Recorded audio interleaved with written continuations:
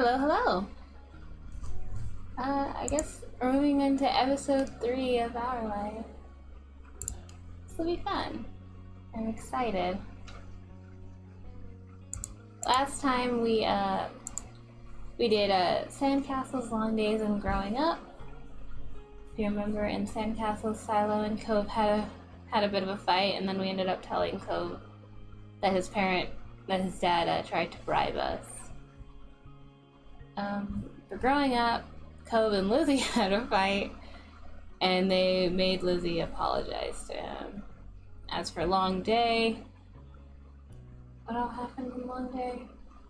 Gosh, I'm horrible. Whatever, we're moving on to shopping, libraries, and ghosts. Some of the DLC. Come back before it gets dark, alright, sport? The familiar voice drifted across the street and drew your attention away from the snail you'd been watching inch slowly across the pavement. Cove waited in front of his dad, pushing his green hair back off of his face from when the breeze was blowing it over his glasses. He looked to be paying only a mild amount of attention as he was being handed a few slips of green paper. It reminded you of when you'd first met Mr. Holden, although he's probably not paying Cove to be friends with himself. Cove's dad seemed to feel your gaze somehow, or maybe he made a noise, because a second later his eyes were on you. He waved you over with a smile. He looked happy to see you, but you still felt a little weird for getting caught. You've got to learn how to be more sneaky. You brushed your hands together to free them of sand and then jogged over to join the two.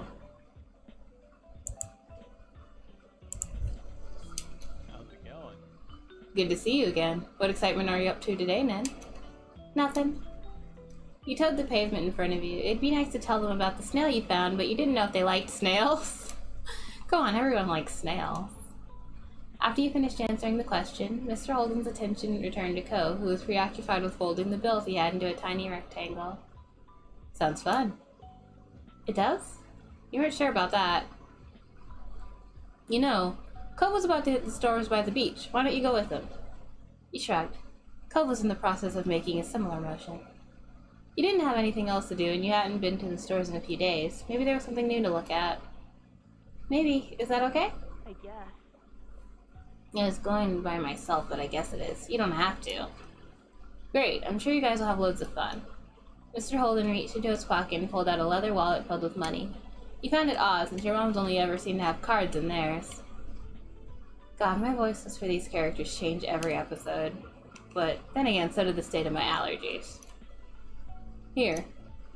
He leaned in to pass a crisp 10 to Cove, giving him a wink and a whisper. Get something for your friend, too.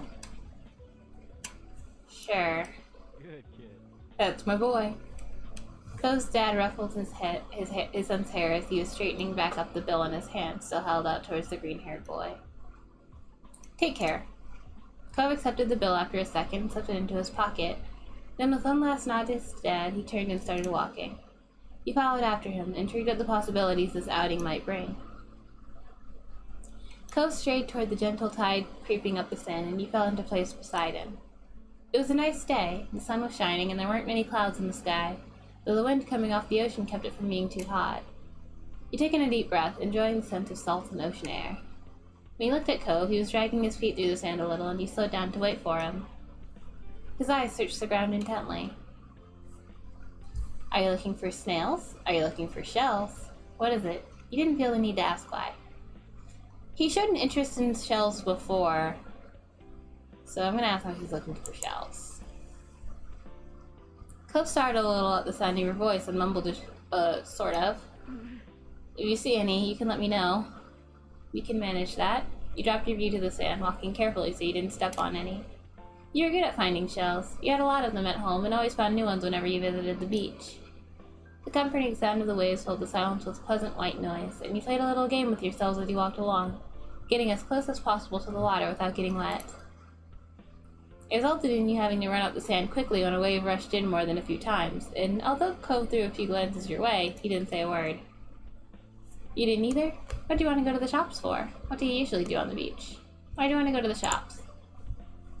I need a new sand pail. Yeah? What happened to your old one? Cove narrowed his eyes, seeming to think deeply for a second. Oh. It disappeared. What, really? Cove ducked his head down, lacing his fingers behind his back. It didn't seem like he was going to continue, so he nudged his arm. How'd that happen? Well, Cove opened his mouth and then shut it again, considering.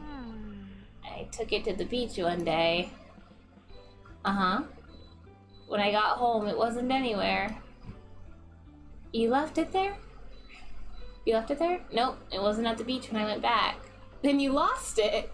It disappeared. So... What about you? What do you do out here? I don't come to the beach a lot. I like swimming. I like looking at fish. I like to build sandcastles. Nothing. I like swimming. Cove's lips curled up in a small smile. Me too. It occurred to you that you hadn't been swimming in a while. There was just so much to do before school started up again, and so little time. Once you reached the shopping area, the noise level grew exponentially. Oh, this kind of jams. When I got the DLC, I actually got the OST as well. I might try listening to all of those. All of the songs on it. No longer just waves and footsteps, but the chatter of people enjoying the lovely summer day, a call of birds trying to find bits of food left behind, and lots of salespeople trying to get attention. I should probably open the stream here too. Doot. Sorry, checking stream.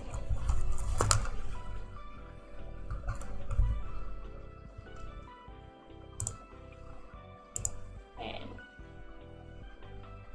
should probably check performance. Alright, we're doing pretty good so far.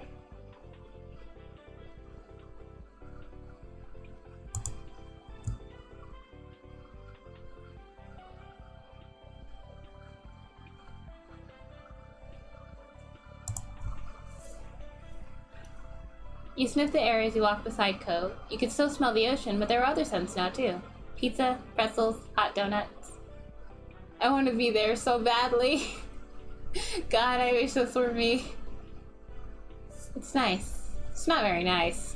It's alright. It's nice. The energy surrounding the area seemed to fill you, and there was a bounce in your step as you began looking at all the familiar sights. There were so many things to do, you didn't know where to begin. You looked at Cove, hoping he was just as excited as you were. Cove was glancing from one side of the street to the other with a look in his aquamarine eyes that you couldn't quite work out. Oh, it might be too noisy for him. What's that? Cove pointed to a large crowd of people gathered near a few tables with large, colorful umbrellas blooming from their middles. You couldn't see past the adults who were blocking the way, but you knew there must be something worth seeing. Without another word, the two of you hurried over to see what all the commotion was about. Feast your eyes on the amazing Alexander! In the center of the crowd was a man with a tall hat and a funny green coat that had 3 long tails. There was a little table next to him with a cloth hanging over it that read The Amazing Alexander in glittery gold script. Why tell people his name if it's already on a sign? Cove hummed with understanding, then turned to walk away just as the Amazing Alexander began shuffling a deck of cards. You bit your lip, reluctantly starting to follow after Cove again.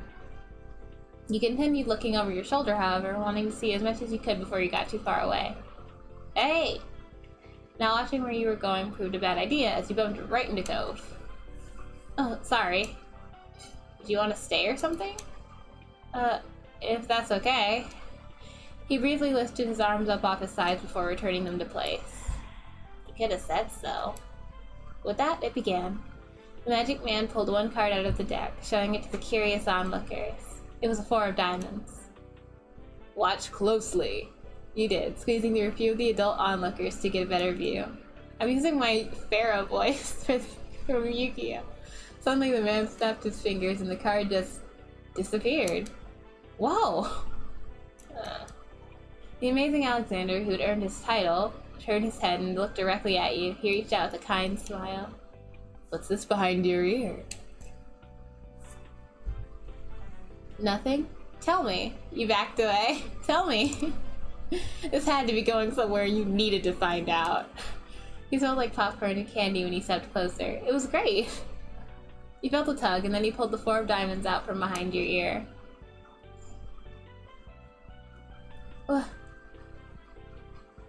You knew that it couldn't have really come from your ear, but you still didn't get how he'd done it. There was a light applause from the crowd, and the man gave a deep bow. This is for you. The magician plucked a pair of balloons from The magician plucked a pair of balloons from a clump of them tied down to his table. Both were in the shape of a dolphin instead of being a normal circle. Wow, so you know he's high grade.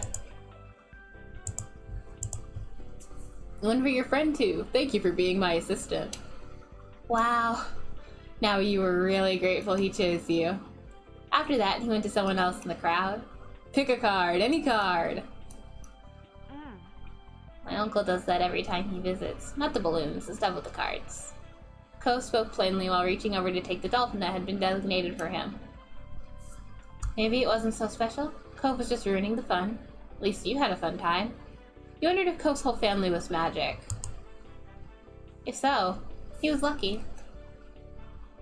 The crowd started to clear up some, and you noticed to the side there was a whole rack of brightly colored kaleidoscopes on display.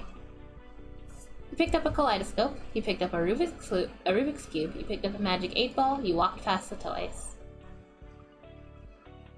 I'd pick up a kaleidoscope, probably. Oh, you shifted your balloon string to your other hand so you could bring the mysterious tunnel to your eye. A whole palette of colors appeared right in front of you, spinning into all kinds of different shapes as you twisted the end of the tube. Ko picked one up and looked through, twisting the tube at the end. After a second, he set it back on the rack, moving to the other side of the stall. He went under the awning, careful of his own floating dolphin, and you joined him. Do you have places like this in your old town? Are you having fun? I don't really like it here. You said nothing. Did you have places like... Well, he might not want to be reminded of his own town. Are you having fun? Ko didn't answer straight away, and after a few moments you thought he wasn't going to say anything at all. A little. When Ko moved towards some stalls nearby, you followed beside him. Come on, Ko, you can say you're having fun. Oh, those are so cute. And Ko looked at the sand. While Ko looked at the sand petals, you were joined to a table with colorful keychains laid out on it. They were sewn in the shape of sea creatures, and there was a plaque that read "Handmade" standing proudly in front.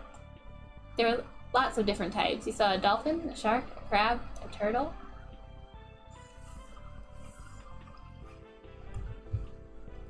Dolphin, shark, crab, or turtle. Those crabs are really cute. Oh, I like the dolphins too, though. I really like sharks more than dolphins or crabs. The shark. Your hand stopped at the shark, a devious smirk filled with sharp teeth on its face. You weren't supposed to go near sharks in real life, but there was something about this shark you liked, and the fabric on his back was soft when you picked it up. You were instantly enamored. Checking the price, though, your heart fell. $6. You didn't know much about money, but you thought that was a lot to spend on one thing. You know, for a keychain-sized plushie that you're not getting shipped to you, that is a bit much. No, maybe not, I guess. I guess it depends on where you are. I'm guessing this place is a tourist trap. That makes sense. You rarely had more than a $5 bill to your name. Is this what you want? Huh? Oh, it's $6. I didn't bring any money. Alright. It's fine. Really? Really? Are you sure? Hooray! You don't have to. I don't want you to get it for me. I don't want you to get that for me. I feel weird about taking your money. Okay. Shit. I mean, crap. You really did like the keychain. You just wanted to pay for it with your own money. It was then that you saw Ko was holding a small yellow bucket for himself. You slowly put the soft toy back down on the table, only glancing back once you'd followed behind him to the vendor. After Ko paid, the two of you stepped out of the store side by side, your balloon dolphins knocking together and spiraling around in the air. You watched Ko hold up his new pail to his face, examining it thoroughly. Hey, Ko? Yeah? Did your dad always give out money like that? Nothing. Ko seems to like honesty. From what you've seen, this happens a lot with Mr. Holden. You've never met anyone else who shares dollar bills with people all the time. Yeah, he wants to make me happy, I guess. Cove looked further down the street where different food carts were lined up. He rested his non-cast arm over his stomach, and just as he did, yours let out a slight growl. Oh, his dad's love language is it acts of service? Is that the same as gift giving? I believe it's gift giving. You hadn't eaten since breakfast, and after all of this wandering around, you were definitely ready for some lunch. Let's get some food. Yeah. You two wandered around a short while, looking at all the delicacies that were available. Everything looked delicious, and as the different smells, both sweet and salty, wafted over to you, your stomach growled even louder. After passing up hot dogs, snow cones, ice cream, and pizza, you both agreed on pretzels. Cove got something sweet and cinnamony, and you got a plain one, got one with cheese, got one with sprinkles, got one with chocolate, or got the same. I think, after hanging out at the beach, I always want something with cheese. So let's do cheese. You licked your lips hungrily as the vendor handed your pretzel over, ready to take a big bite. It was covered in gooey melted cheese, just the way you liked it. It seemed odd to get a dessert pretzel before eating normal food. I don't agree with that. I just want cheese. Says a lactose intolerant idiot. You found an empty table close enough to the beach that the grit of the sand made terrible noises when you dragged the chairs out to sit down. These balloons are gonna make it hard to eat. Cove placed his bucket on the table as he stared at his still balled up hand that was wrapped around the string. You opened your mouth to agree before an idea hit you. I know. After carefully placing your pretzel somewhere it wouldn't get sandy, you tugged the balloon dolphin out of Cove's hand. You tied it in a delicate bow around his wrist. Oh. Cove bounced his arm up and down in place, testing the stability of your knot. After watching his balloon jostle around but remain attached, he smiled, satisfied. Could you help me too? I can't tie it to my own wrist. He repeated the ritual. Cove struggled somewhat with the cast restricting his fingers on one hand and a string already tangled around the other. Got it. The two of you spent a moment admiring your handiwork, both hands now free to allow easy munching on your pretzels. You bit into the doughy treat, savoring the taste on your tongue with a smile as you looked out over the ocean. I am so jealous. I am so jealous of this fictional me. I want to go to the ocean. I want to eat a pretzel. I haven't been out. Well, I mean, I've been outside, but I haven't been out to do something fun like this in forever. After a time, you finished your pretzel. You were done before Cove. It was boring not having anything to do. You pulled on the string of your balloon to bring it down to your level, and you held the dolphin in your hands, manipulating it to make it look like it was jumping through the air.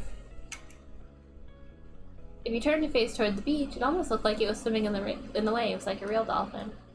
A laugh came from your side. When you glanced back at Cove, he'd left the remaining part of his pretzel on the wrapper, and he was gripping his dolphin too. Mine's name is Merryweather. He's the prince of the dolphins. Mine's name is Splash. They star in movies.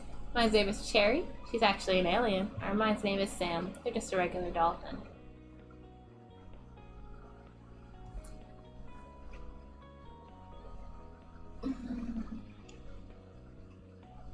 Merryweather, prince of the dolphins. He wears a crown made of seaweed and all his friends are merfolk. Every now and then he'll make friends with a kid and let them ride on his back. You sighed, wishing you could read a real dolphin like Merryweather. What's yours? Cove considered this question, placing the balloon against the table and resting his free arm against it in contemplation. It's... With a loud pop, the dolphin exploded into ribbons. For what? Oh no! For a second, all Cove did was gape in shock, like you. And his cheeks puffed up, squinting his eyes, and you saw the tears start to glisten. You made a joke. You offered to find Alexander. You offered to give Cove your balloon. You didn't say anything. He would be alright.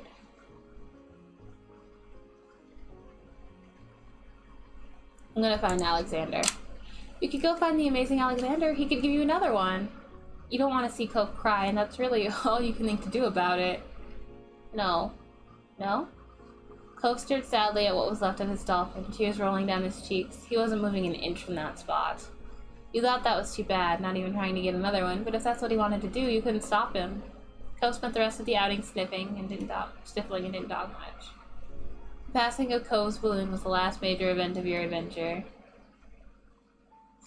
That's awful! What's wrong with this game?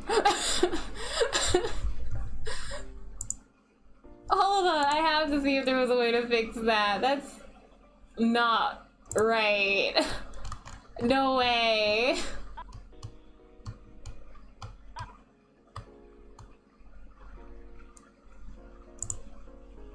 You can have my balloon instead if you want it. I looked over at you frowning. I don't want yours. Oh.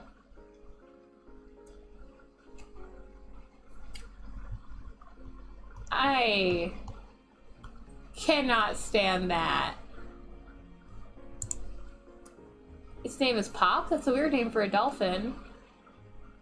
Poe continued to stare at the ribbons that remained. His frown furrowed. That's not funny. It's kind of funny. Poe sniffled, looking up and narrowing his eyes even more at you. Oh, crap.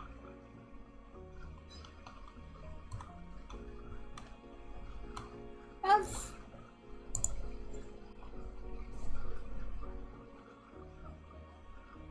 I refuse to even say that. I am not leaving a child for that. In the end, the two of you headed back late that afternoon. You separated on the beach, and while Cove went straight home with his brand new sand pail in hand, you decided to sit for a while. You watched the waves and the sunset. Another summer day was drawing to a close. It'd been nice for the most part. Hopefully there wouldn't be any tears next time. Alright, I'm gonna take a second just to get a drink to hopefully make my voice sound better with all these allergy problems I'm having. I'll be right back.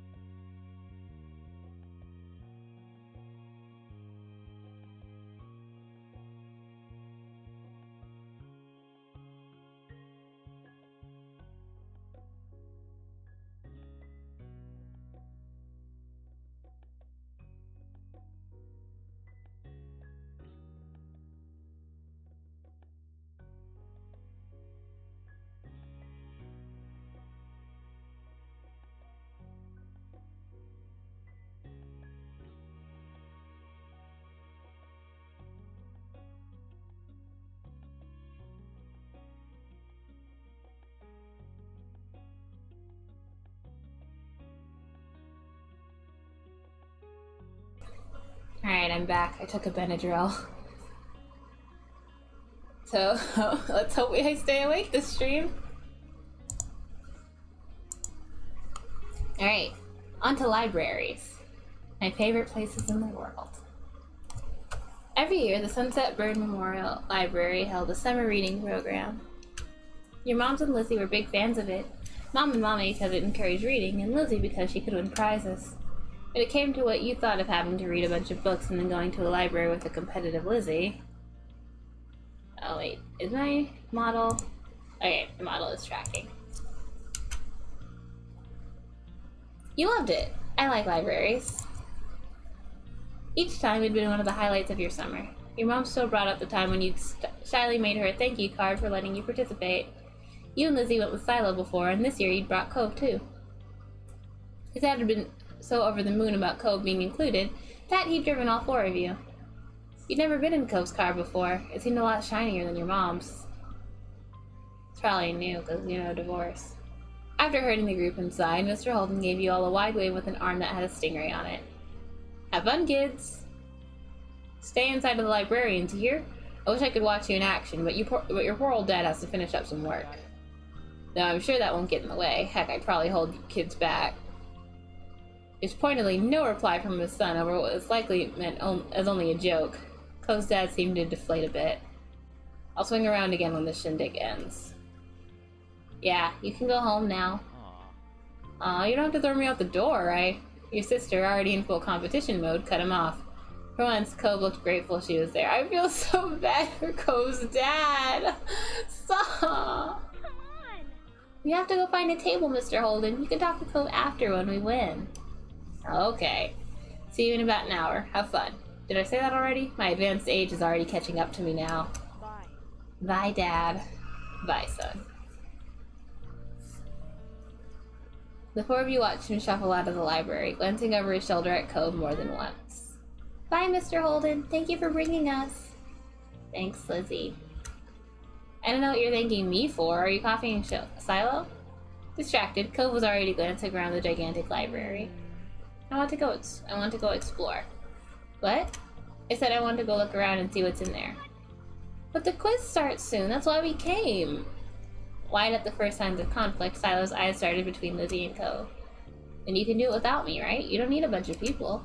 Didn't your dad say to stay with the librarians? You shouldn't go somewhere by yourself. Cove leveled an unimpressed stare at the both of them, then his eyes met yours. Cove's idea is more fun. I'll stick with Lizzie. I'd rather go exploring. The quiz sounds better. Go over to Cove. Stay next to Lizzie. Let's just go over to Cove.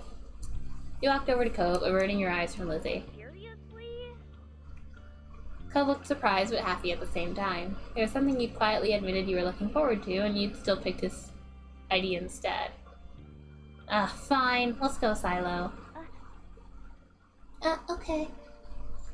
Her arms folded, your sister stormed off. Silo had to race to keep up with her. She cares a lot about that. Silo looks like a chihuahua trying to keep up with a horse. You couldn't help but laugh. Since you've been here a lot before, we could play hide and seek. Hide and seek? Not explore? Yep, if I'm searching for you and you're searching for me, we'll really have to look at everything. That's a great idea. You weren't entirely sure how effective that would be, but couldn't say he was totally wrong.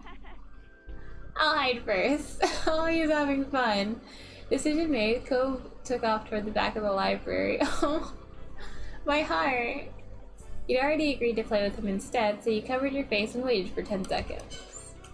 When he looked up again, he was nowhere to be seen. He glanced over toward the way he went. Cove hadn't had much time to hide, but he was already invisible. The place you decided to check was next to a Peter Pan poster, beside the fairy tale display, behind the solar system model. Let's see if he's by the fairy tale display. You mentioned liking mermaids.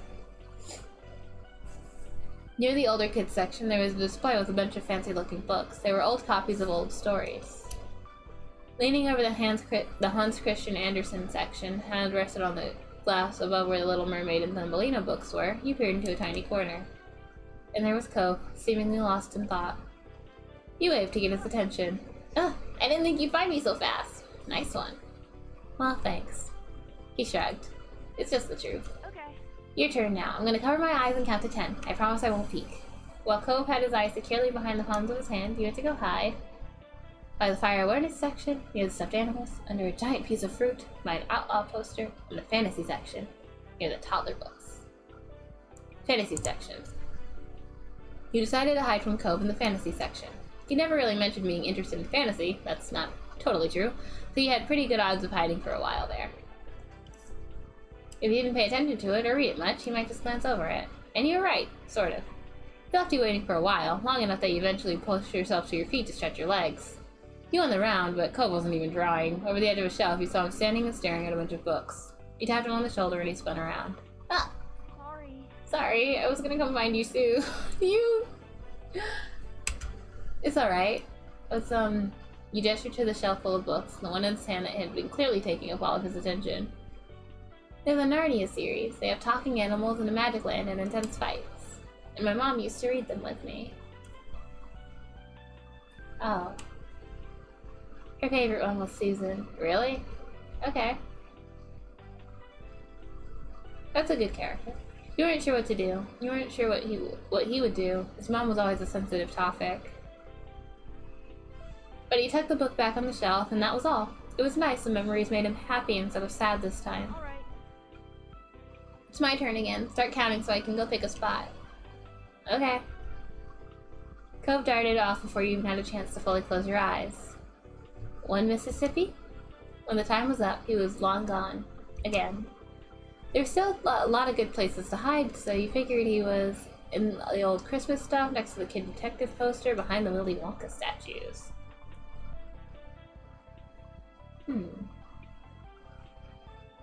Christmas stuff? The library had left all of their Christmas things out, tucked away in a corner for months. It was the perfect place to hide. And sure enough, as soon as he crouched down and peered behind the fuzzy green man with the word Grinch above his head, there Cove was. Oh, so fast! Me and Mr. Grinch were just getting settled. He looked at the gigantic frowning doll. Seemed to be scowling at you the way he did at everybody all the time. All the little kids are scared of him. So Silo. I'm not surprised, I don't think. He's a little funny looking. Let's keep playing. I need to do good in at least one round. You suck at hide and seek, gotta be honest. He put his hands over his eyes, but before you could run off again, a librarian approached the two of you. Ah, kids, I've been looking for you. Cove peeked between his fingers at the stranger. Us? You must be Cove. Your dad told me he was waiting by the entrance. Cove blinked, mouth opening like he was going to say something, then glanced down at his pink cast. It was a pretty clear peek away. Sure. Is my sister Lizzie with him? She's taller than us and has orange hair. You're Nin, right? You nodded. I found both of you at once. That's right, she's with him. And the little guy with the freckles. Come on, let's go get you both reunited. No, let's go get you reunited so we can close up for the night. We only had time for 2 rounds of hide and seek before the library was closing? When did we come? Ready to go home, you and Cove followed him up front, and the ragtag group of family members and Silo were all waiting. There you are! She was pouting. You can tell from all the way across the room, and it was only that much more obvious as you got closer. Did you win? We came in second! Hey gang, I thought you'd have been with them the whole time, Cove. I'm glad you didn't just go off by yourself, at least. Cove glanced over at you, then back up at his dad. Me too. A broad smile spread over Mr. Holden's face, and mine too! Even so. Next time you should... Cove? Cove's dad glanced around, slightly frantic, but Cove, just like always, had snuck off without you thinking to say anything. Yeah, see, this is why I just went with him, not against. He was gonna go off anyway. He's leaving! Cove is trying to be the first one to the car. With a sudden burst of speed, Lizzie darted for the exit, still in Victor to be mode, even for something like a race to ride in the front seat. There was nothing else for the 3 of you to do except head after them, pretending the librarians hadn't noticed all the commotion. Though Lizzie had been victorious in claiming a window seat in the car, you could tell by her crossed arms and occasional pout that she still hadn't forgiven your betrayal. Cove hadn't been happy that she shot past him at the last second, that he'd had to sit in the middle between you and Silo. Did you say you came in second place? That's some good going. No, it's not. She levied another glare at you over her shoulder. Ah, sure. Striving to improve is good too. That makes Nin the winner in your family. You wriggled in your seat, hiding a smile behind your hands. What? Nin kept finding me in our game. I lost. I could have done better if we had more time. Hide and seek with just you two? That doesn't even count as winning. Why not? It's not special. There are no judges or prizes. You had to see that she fought so hard to win. That wasn't much of a prize either. Dad. Yeah? You could see Co's dad's eyes in the rearview mirror, suddenly attentive at his son's call. We need a prize. Oh, as a matter of fact, Mr. Holden focused intently on the road ahead as though a suitable award to please Co might appear before him. If you offer money... Right. Right. The big thing on the flyer for this was the chance to get a free pizza coupon, wasn't it? How about I call up a takeout place so we can have pizza at home for dinner? Lizzie huffed, pulling her arms closer to her chest. Is Mom even gonna let you take a pizza from Mr. Holden? We'll see. I'll ask her. I'll talk to your moms about this. Please, you smiled as you stared out the window at the scenery whizzing by. Thanks, Mr. Holden. Yeah, thanks, Dad. You're welcome. I do what I can. But you really should have stuck with the group. The quiz would have been fun. That was the plan when I dropped you off. We stayed together and didn't even leave the library. I'm glad for that. I am. Well, there's a lot of trouble you can get into even if you do have a buddy along for the ride. Just be careful next time. I worry about you, and I bet Nin's parents wouldn't want them to run off unexpectedly either. Okay, son? Okay. Okay. That's my boy. Now enough guff from your old dad. Let's decide what kind of toppings we're gonna get. Pepperoni! Sounds good. Anything else? And the conversation continued from there with debates on what was best to put on the pizza for the rest of the drive. Mr. Holden wanted anchovies, and the other 3 kids in the car had to band together to explain how gross they were. Whitcomb's dad laughed up in the front seat, made you wonder if he was doing it on purpose. Still, the promise of pizza was appealing, even if it did have to come with a mandatory side order of Cove. What? Why do I say that? I like Cove. It was a shame that you hadn't been able to do the quiz, but skipping it for just 1 year didn't hurt. It was worth it. Oh, we're already on our last one. How far into the stream are we?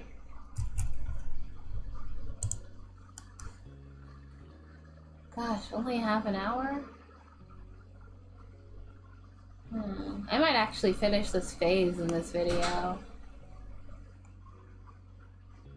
These aren't nearly long enough to satisfy me.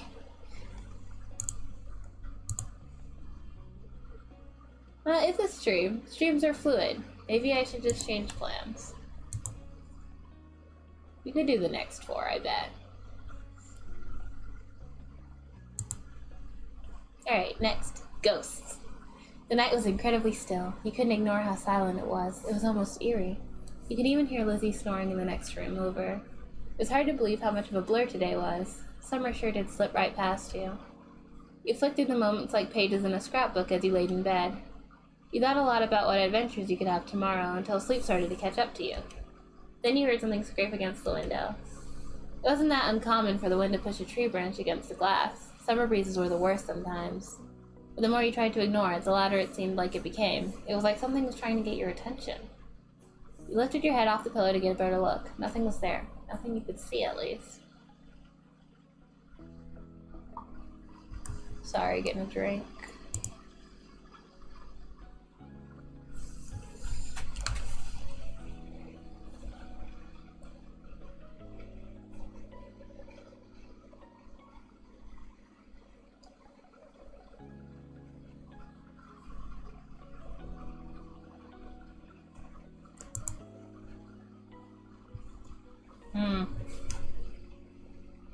There you go.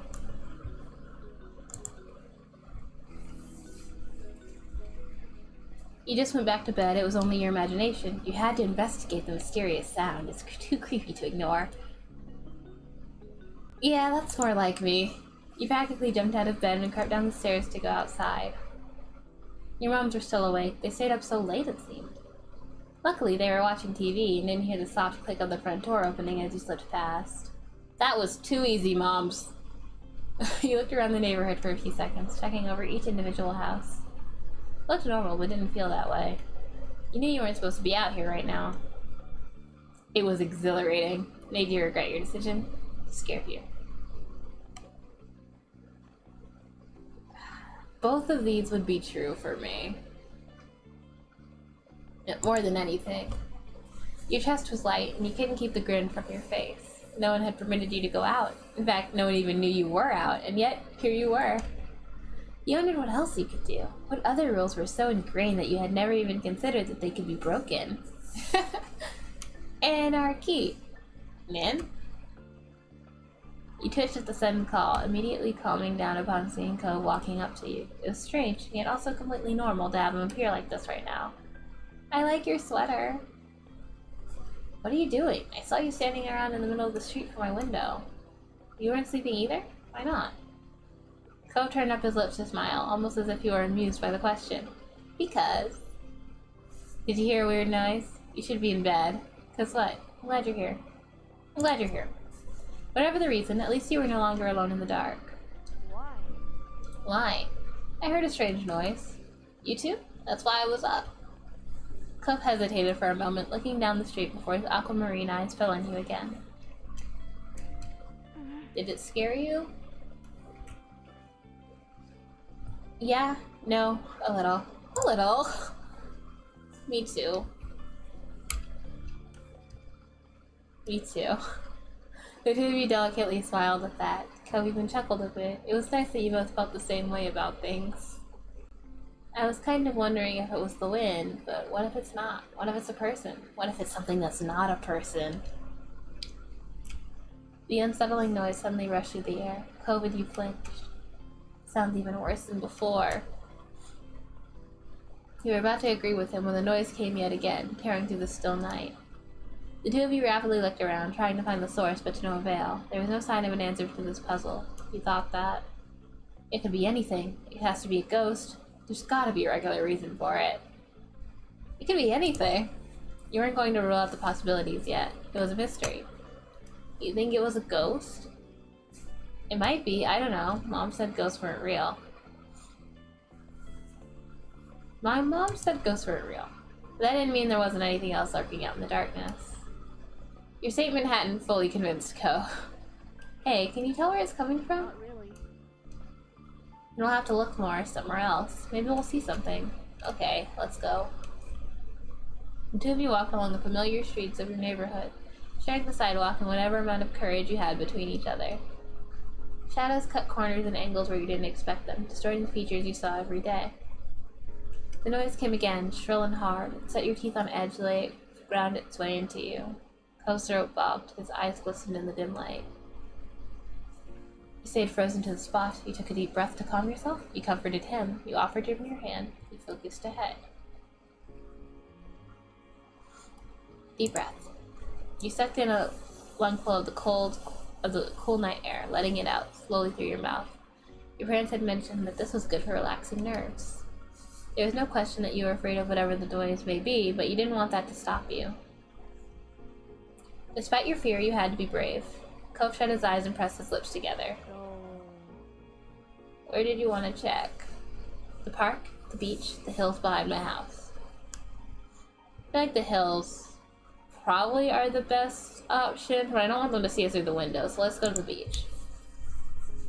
The beach stretched out in front of you, nothing inside along its sands, no matter which way you turned.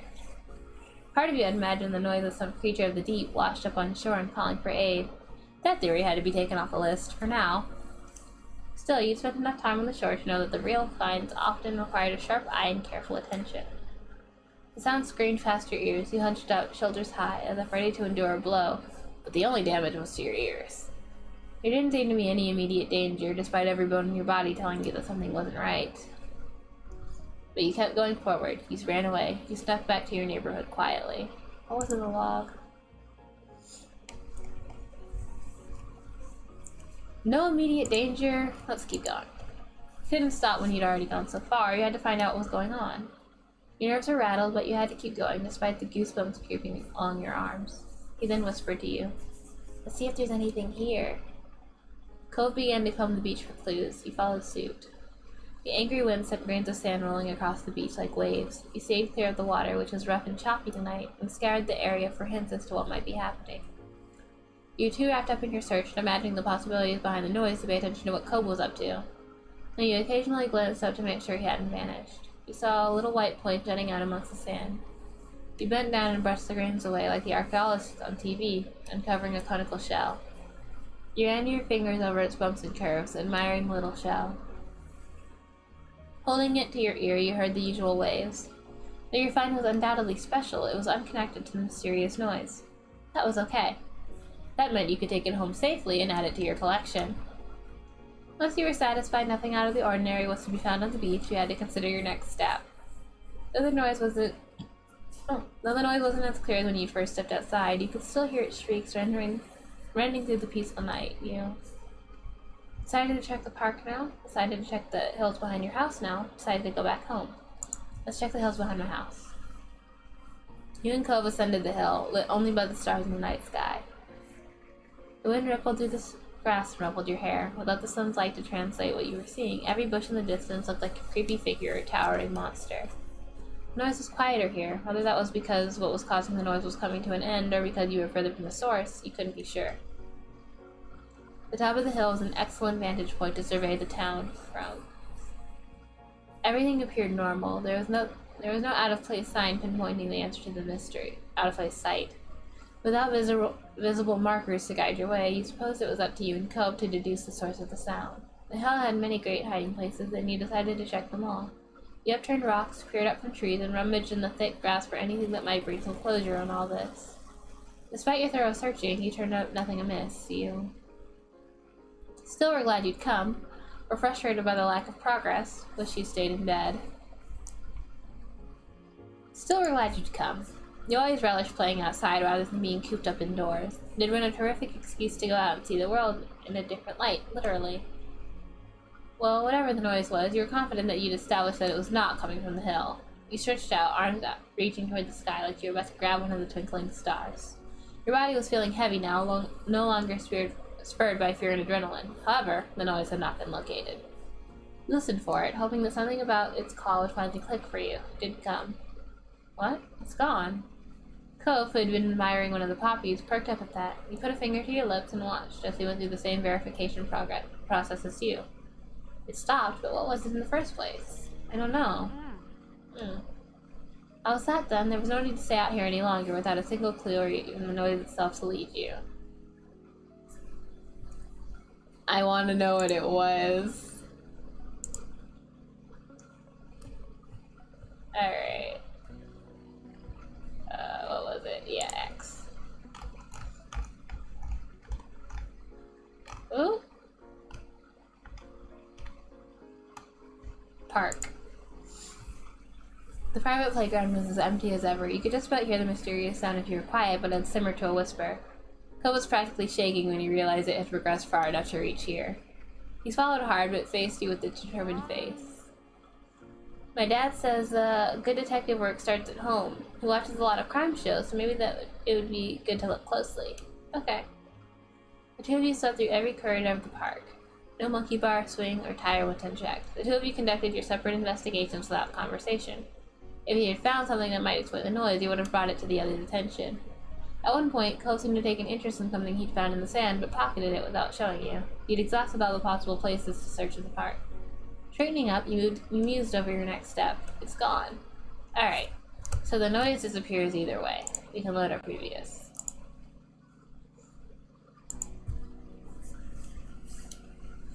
The night was still as you'd walked home. With none of the usual background noises or the eerie whistle from before, you could hear every step you and Coven made like a cough in a movie theater.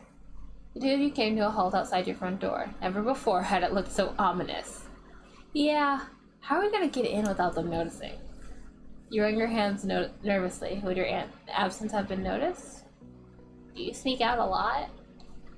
This is the first time. Not really. Lots. You were lying. Lots. You were telling the truth. Not really. Thought so. How'd you know? I hadn't seen you out of my window this late before. That was fair. Though it could have been possible you were just so good at sneaking that this was the first time he'd caught you. Are you worried about getting caught? No. No. He was so forthright that you believed him completely.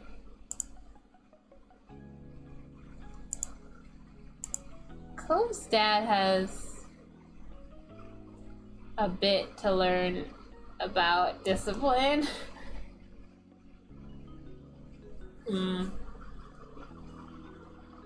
Also, my model keeps on losing my face. Come on, face right. Maybe terminal.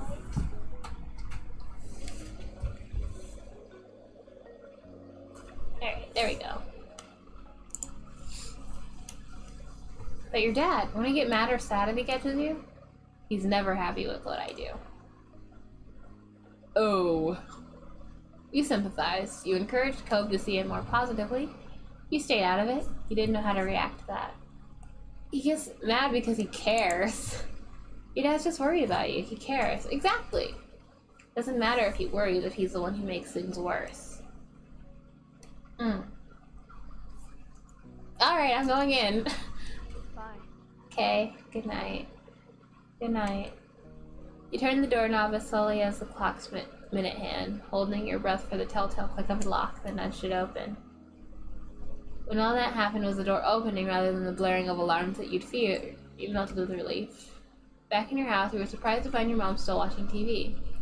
Weirder still, it looked like they were on the same show as they were watching before you left, so you were positive you were not investigating for hours.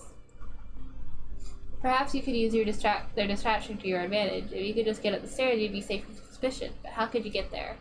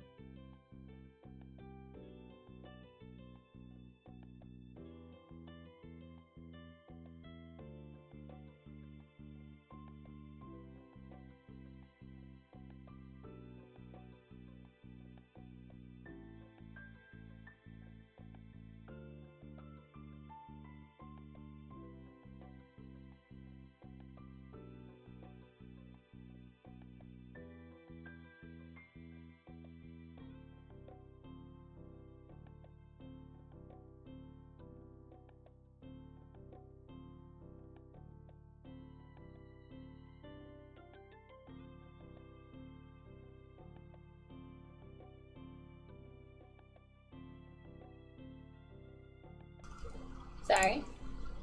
You tried to sneak past. You decided to walk in your house nonchalantly. You couldn't. You had to give up and come clean.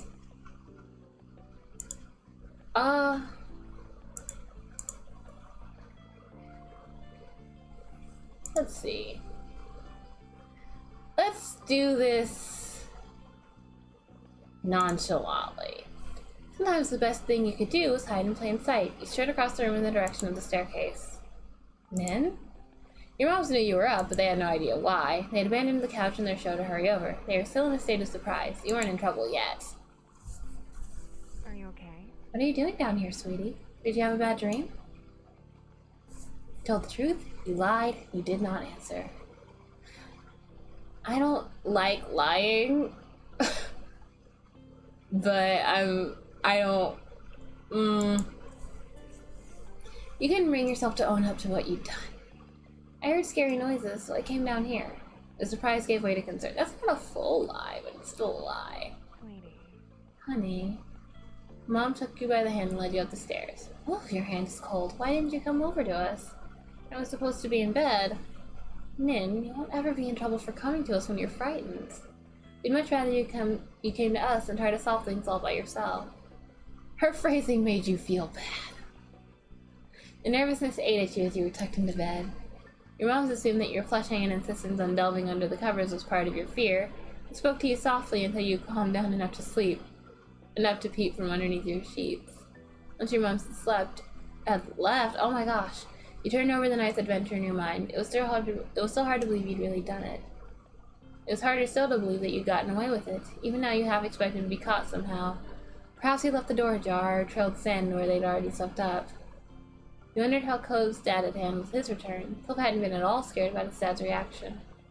Wiggling down deeper underneath the sheets, your thoughts turned to what the noise could have been. Nothing had been solved tonight, but that wasn't so bad. There were lots of mysteries in this world. Your thoughts morphed into dreams, carrying you to more and more outlandish versions of what might have laid behind the strange sounds.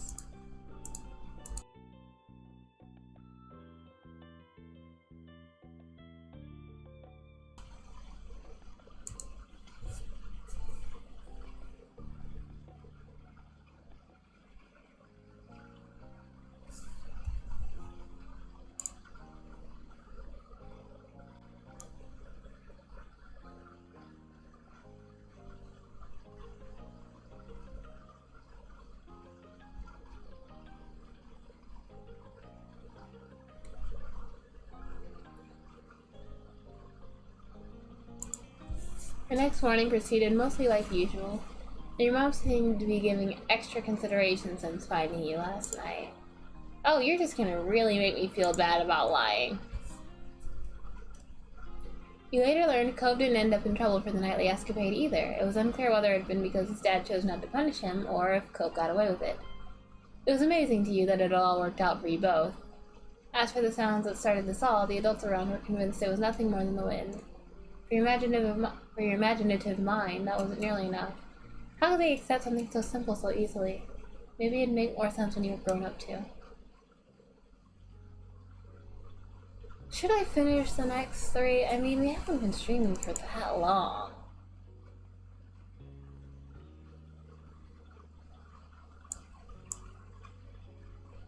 Yeah, we're only barely reaching the hour mark.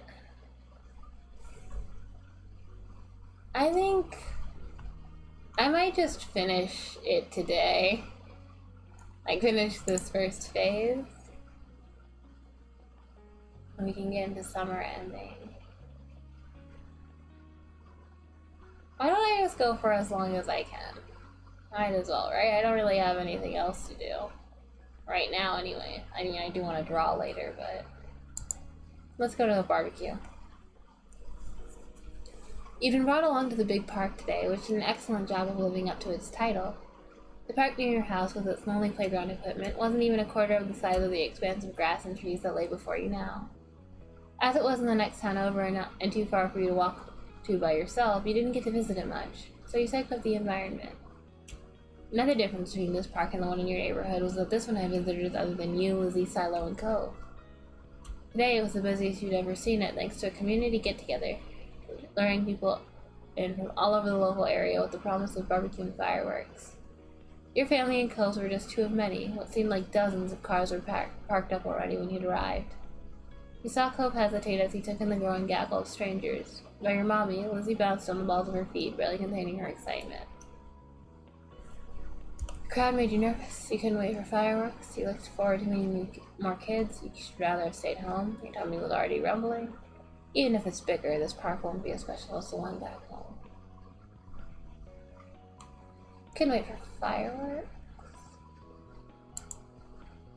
It's going to be so cool. Mommy had already told you that the people running the community event weren't charging for it, but she wanted them to get something in return. It is why you'd not been allowed to touch the beautifully iced cupcakes she'd carried on her lap during the drive over. It was a special treat for them. Every time the card made a turn, she clutched the box tight enough for her knuckles to strain, much to everyone's amusement. Mr. Holden's contribution to the party, a huge pack of juice boxes, was tucked under his arm after being retrieved from the car's trunk. You'd bet there'd been no such dramatics around that cargo getting here in one piece, but the boxes did lack the beautiful shimmer of Mommy's treasured cupcakes. Okie dokie. Okie dokie. Everyone all set? Should be. Cove, did you put sunscreen on before we left? Yeah, I always do. You don't have to tell me. Mr. Holden deflated, his attempt at caring for his son rebuffed, but he triumphed with a smile. Good kid. Good kid. I don't want you getting burned, or dehydrated either. It'll be a busy day. Well, Don't think there's gonna be any risk of that second part. Mom nodded at the tables up ahead, laden with all kinds of food and drink. She was right, there was plenty to go around. The parents headed over with you, Lizzie, and Cove trailing after them. A bunch of girls were clustered around there chatting, but you were more intrigued by what was on the tables. Some of it was familiar, chilled meat, sliced vegetables, big bags of chips, but there was a lot that you didn't recognize. Your mom said you weren't to touch the food until they said it was time to eat. You didn't see the harm in taking just a little. You wanted to listen to the rules. You didn't want to risk getting caught. Let's listen for now. You felt that was important. You saw that Mommy and Mr. Holden had deposited the food and drink they'd brought. Well, Mommy gave the cupcakes one final worried look before turning to you with a smile. So, since that's the topic at hand, how about we freshen up with something to drink? Yeah! That'd be great. Along with the ones out, there was a giant ice cooler on the ground, stuffed full of cans of soda, boxes of juice and milk, as well as bottles of water. Your drink was soda, water, juice, milk. I made soda. The bubbles in the soda tickled your nose as you gulped it down. The little group took a break while everyone had quenched their thirst. Mr. Holden smacked his lips, pantomiming enjoyment. That hit the spot. But you kids should go have fun. You can take your stuff with you and join the other kids playing games. Just don't go too far from the tables. We'll be keeping an eye out, so don't even think about sneaking off. We're not going to the other parts of the park today.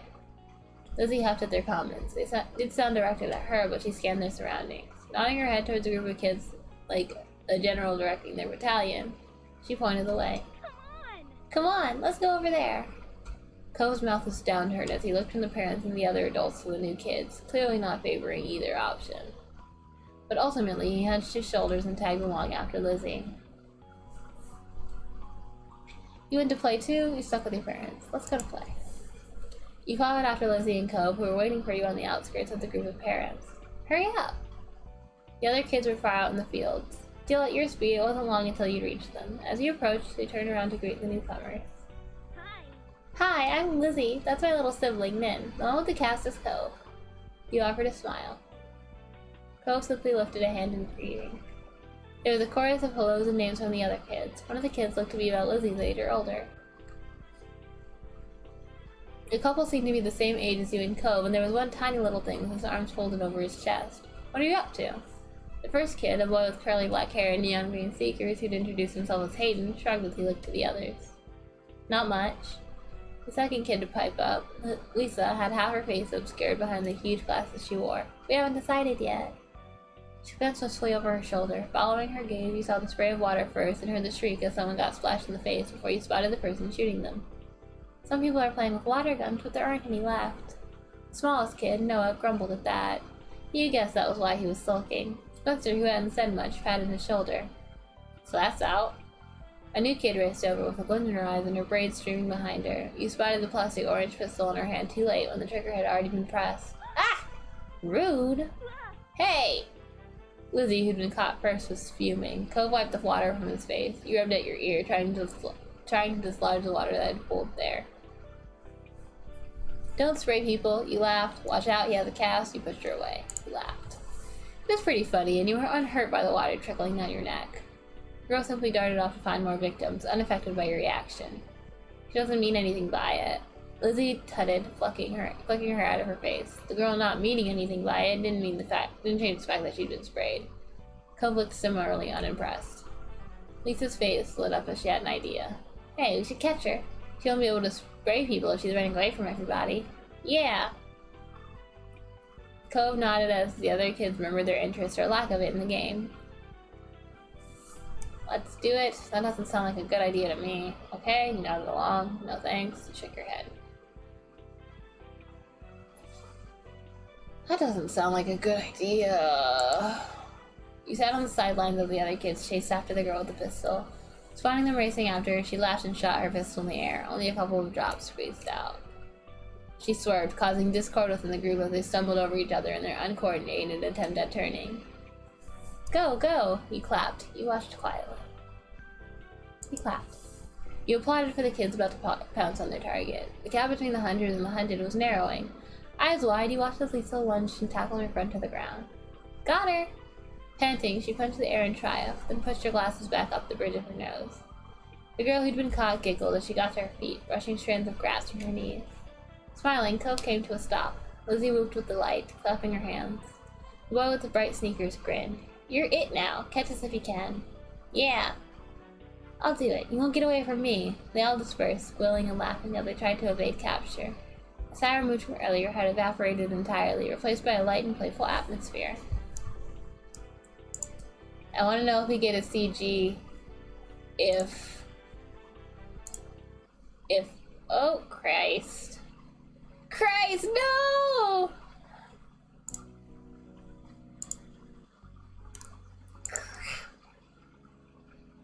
Great job, man. Skip.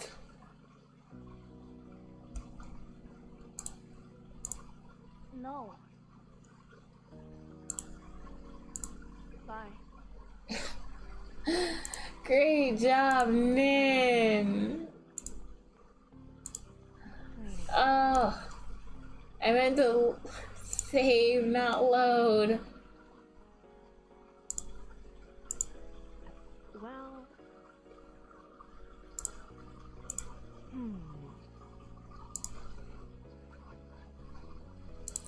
First, we save. Come on. Hi.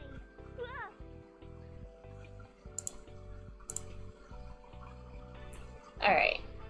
I'm gonna save here as well. I want to see what happens if... Okay, first we'll clap.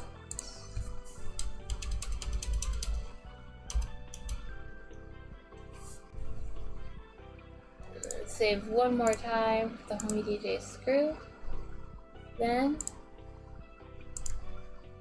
go to this one. I want to see what happens if we play with her. You join the group of kids tearing off after the girl with the pistol. Sweating all over her shoulder, she laughed and shot her pistol in the air. You swerved, causing discord within your team as someone stood on your foot, and you collided with the coach's shoulder. Sorry. You frowned but didn't say anything as he kept an eye on his target. You were closing in on the girl, but you weren't alone. Lizzie's face was set with intent, and the two older kids were hot in her heels too. You outran them easily, you outran them with effort. You weren't as fast as them because they were speedy. You weren't as fast because you just weren't as fast. You moved to the side to let them pass. You didn't want to win this race. You outran them easily. You rushed right up to the head of the pack. You were close and then you tackled her to the ground. You did it! The girl who had been caught giggled as she got to her feet, brushing strands of grass from her knees. Smiling, Coke came to a stop at your side. Lizzie whooped with delight, clapping her hands. The boy with the bright sneakers grinned. You're it now. Catch us if you can. Okay. I think I prefer this. I'll do it. You won't get away from me. With that, you all dispersed, squealing and laughing as you tried to evade capture. The sour mood from earlier had evaporated entirely, replaced by a light and playful atmosphere. Several rounds later, when most of the kids had at least taken one turn as it, a scent of smoke wafted up to your nose.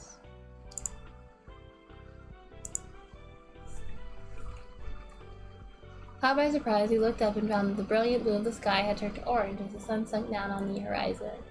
With all the excitement, you lost track of time completely. Looking over, you saw people standing over the girls and poking them to life. It was nearly time to eat. We should get over there. I'm so hungry. Our parents are at different spots. Yeah.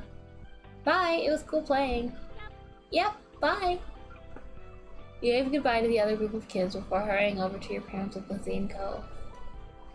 A tickle unfurled in your throat, growing more persistent as you came closer to the sound of the smoke.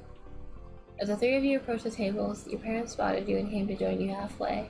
You tried to greet them, but another cough obstructed your words.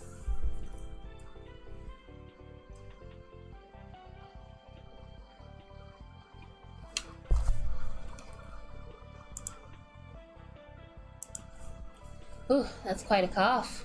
Are you alright, sweetie? Not a conflict? Fine. No, you shook your head.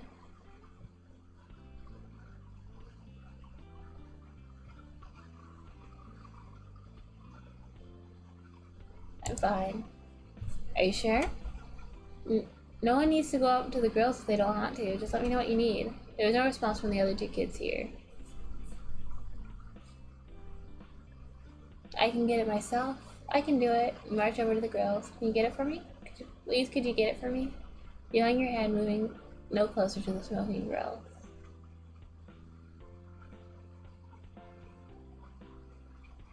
I can do it. Alright, but tell me if it gets too much for you. The main thing being served is kebabs. You can have whatever you'd like out on it. There's different meats and veggies. As you approached, you found the vast array of bits and pieces ready to be skewered and served up. You chose... I don't like... I can't... Okay. Let's choose chicken.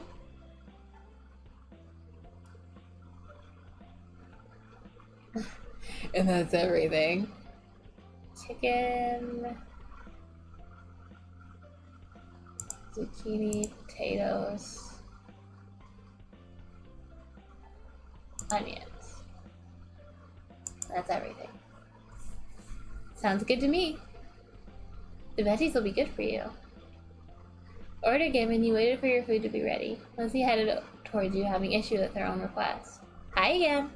I heard what you ordered. I'm getting a chicken kebab with all 3 colors of peppers. Noticing that Cove approached, she turned to him. What are you having? Why? Why does it matter? I don't know, I was just asking. I'm getting beef and shrimp with all the vegetables except onions. Lizzie hummed while evaluating his response. That's okay, I guess, but chicken is definitely the better one. And you can eat all the chicken. I'm going to. I want some of the chicken too. All the chicken in the world? Chicken's the worst. This is a stupid argument. Chicken's the best choice. All the chicken in the world? No, that's dumb. You know what I mean. Lizzie peered over to the grills where the kebabs were being handed out. A growing assortment of kebabs collected in your parents' hands. They're coming over. Don't get jealous of mine when you realize you made the wrong choice, Cove. I didn't make the wrong choice. There isn't a wrong choice. We all made good choices. Same to you, Lizzie. You sighed. There isn't a wrong choice. It's just what kebab somebody eats. The person serving gave your mommy one final kebab, then your parents moved over to rejoin you. Between them, they were carrying 6 kebabs, one for each of you, including Cove and Mr. Holden. We got the goods. Cove's daddy is looking for a place we can sit. In the meantime, they began passing out the kebabs to their rightful owners. Lizzie smiled smugly as she received hers. These are pretty big, so be careful not to drop it. Try not to poke yourselves with the ends either. They're sharper than you might think. Hearing that, you tentatively pushed the tip of the skewer against your finger. It felt like the point of a newly sharpened pencil. Though it didn't hurt your hand, you wouldn't want it scraping the roof of your mouth or jabbing your tongue. Mommy clucked her tongue. It would have been nice if the options were a little easier to manage and less messy to eat, especially for smaller kids. There aren't even plates for everyone, so we could set the food down for a second. That's what you get for the price of free, but we can hack it, right? Lizzie nodded her head vigorously, clutching her kebab like a trophy. Your parents led you back to the tables. It was immediately evident why Mr. Holden had been sent to scout one out. The benches had quickly filled up as people got their food. Mr. Holden was standing over a corner section on the edge of the sitting area. He beckoned your group over to join them. You clambered onto the bench, taking care not to let your kebab slip from your fingers. Further along the table, Cove perched next to his dad while Lizzie took the space next to you. Your mom passed the final unclaimed kebab to Mr. Holden. Thank you. Thanks, this looks delicious. Thank you for getting us space out here. Everyone tucked into their food. We gobbled it up early, only partially obstructed by the awkwardness of eating from a skewer. Oh god, that Benadryl's hitting. This might be the last one. Running around with the other kids, it helps you work up an appetite. Mr. Holden, what do you do? Well, I do a lot of things. Do you play golf? Only if you count mini golf. One look at Lizzie's stricken face confirmed she did not. She could enjoy the occasional round at a mini golf place, especially if she had an audience to impress, but your sister took her passion very seriously. Even then, it's been years since I gave it a shot. Cove groaned at the feeble pun. Mom chuckled. You weren't sure if she was responding to the joke, Cove's annoyance, or Lizzie's offense. Don't worry about it. Oh, excuse me. Oh, God. Excuse me.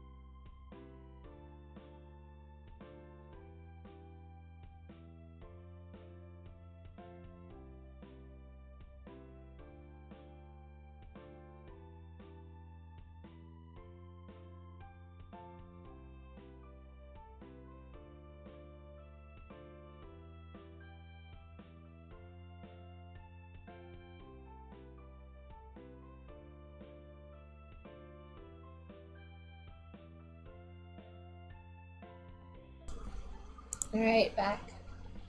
This is well, she'd be dragging you to the green every week. That's because I've got dedication. You need a good drive or two to get far. Mr. Holden nodded, clicking his tongue in appreciation. Cove looked from his father to your sister, lost in the conversation. Outclassed in golf and wit. I don't get it. More golf stuff. You should give real golf a try. Maybe I'll even teach you some tricks. Don't try to change my dad to be more like you. Lizzie gave Cove a dirty look at the accusation. Mommy felt the need to move the topic ahead before it got heated. That's really sweet of you, but I'm sure Mr. Holden's busy. He might not have time for another hobby. Yeah, I don't think I'm made for all that. Still, the offer's appreciated. Why? Tell me something you really do already. You just go away every day. I like scuba diving, though with the business that's more work than play these days. Surfing and reading, snorkeling.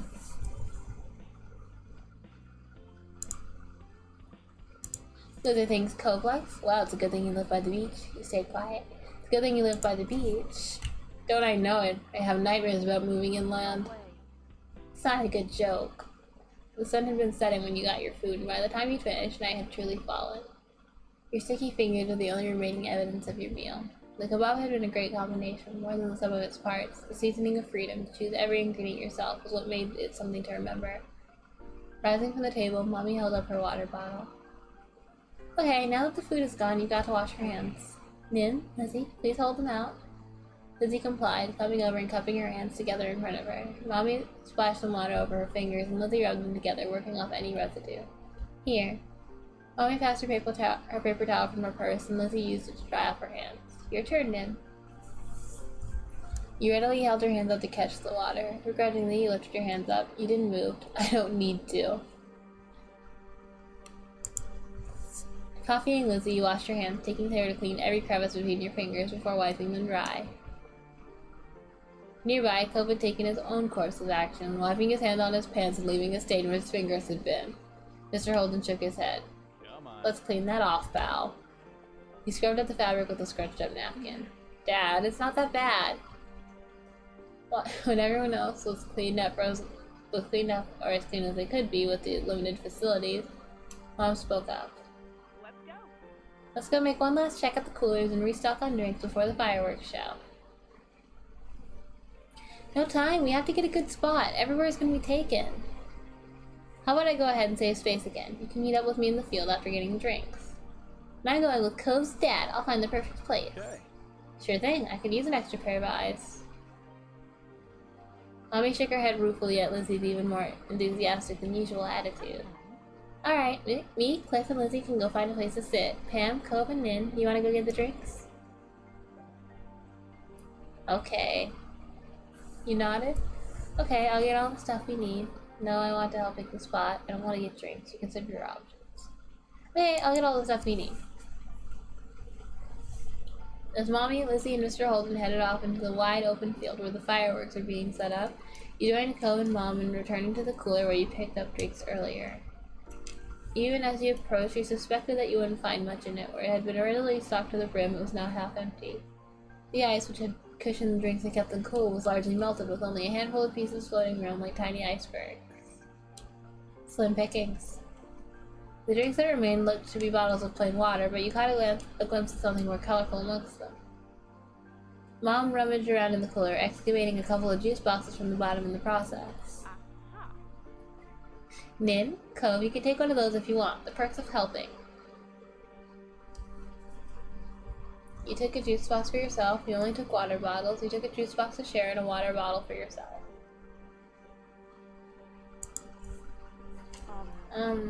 Cove hesitated but decided to take a juice box for himself. When you were each loaded up with your chosen drink, plus an extra bottle or two for someone else in the group, Mom's phone started to ring. She juggled the water bottles over into the crook of her arms and looked at the collar. Ouch. It's Mommy. Hold tight while I get this.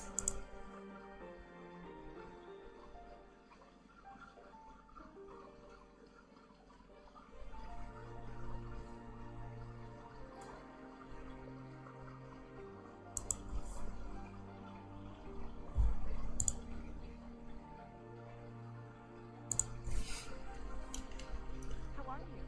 Hey, hun. How's it going? Did you find a perfect spot already? She nodded along this call, punctuated by uh-hus as Mom gave her directions. Catching your eye, she gestured toward the grassy area. You've got a place. Come on, we better hurry before the show starts. You and Cove jogged after your mom, who led you through the field and the several groups of people assembled there back to the rest of your family. Hello. Hello, we're here, and we come bearing drinks, though there wasn't much left. The three of you handed over the spare drinks. You gave Lizzie a bottle of water, but she only had eyes for your juice box. Nin and Cove have juice. They helped get the drinks. You gotta pick where we sat. Don't be selfish. I'm not.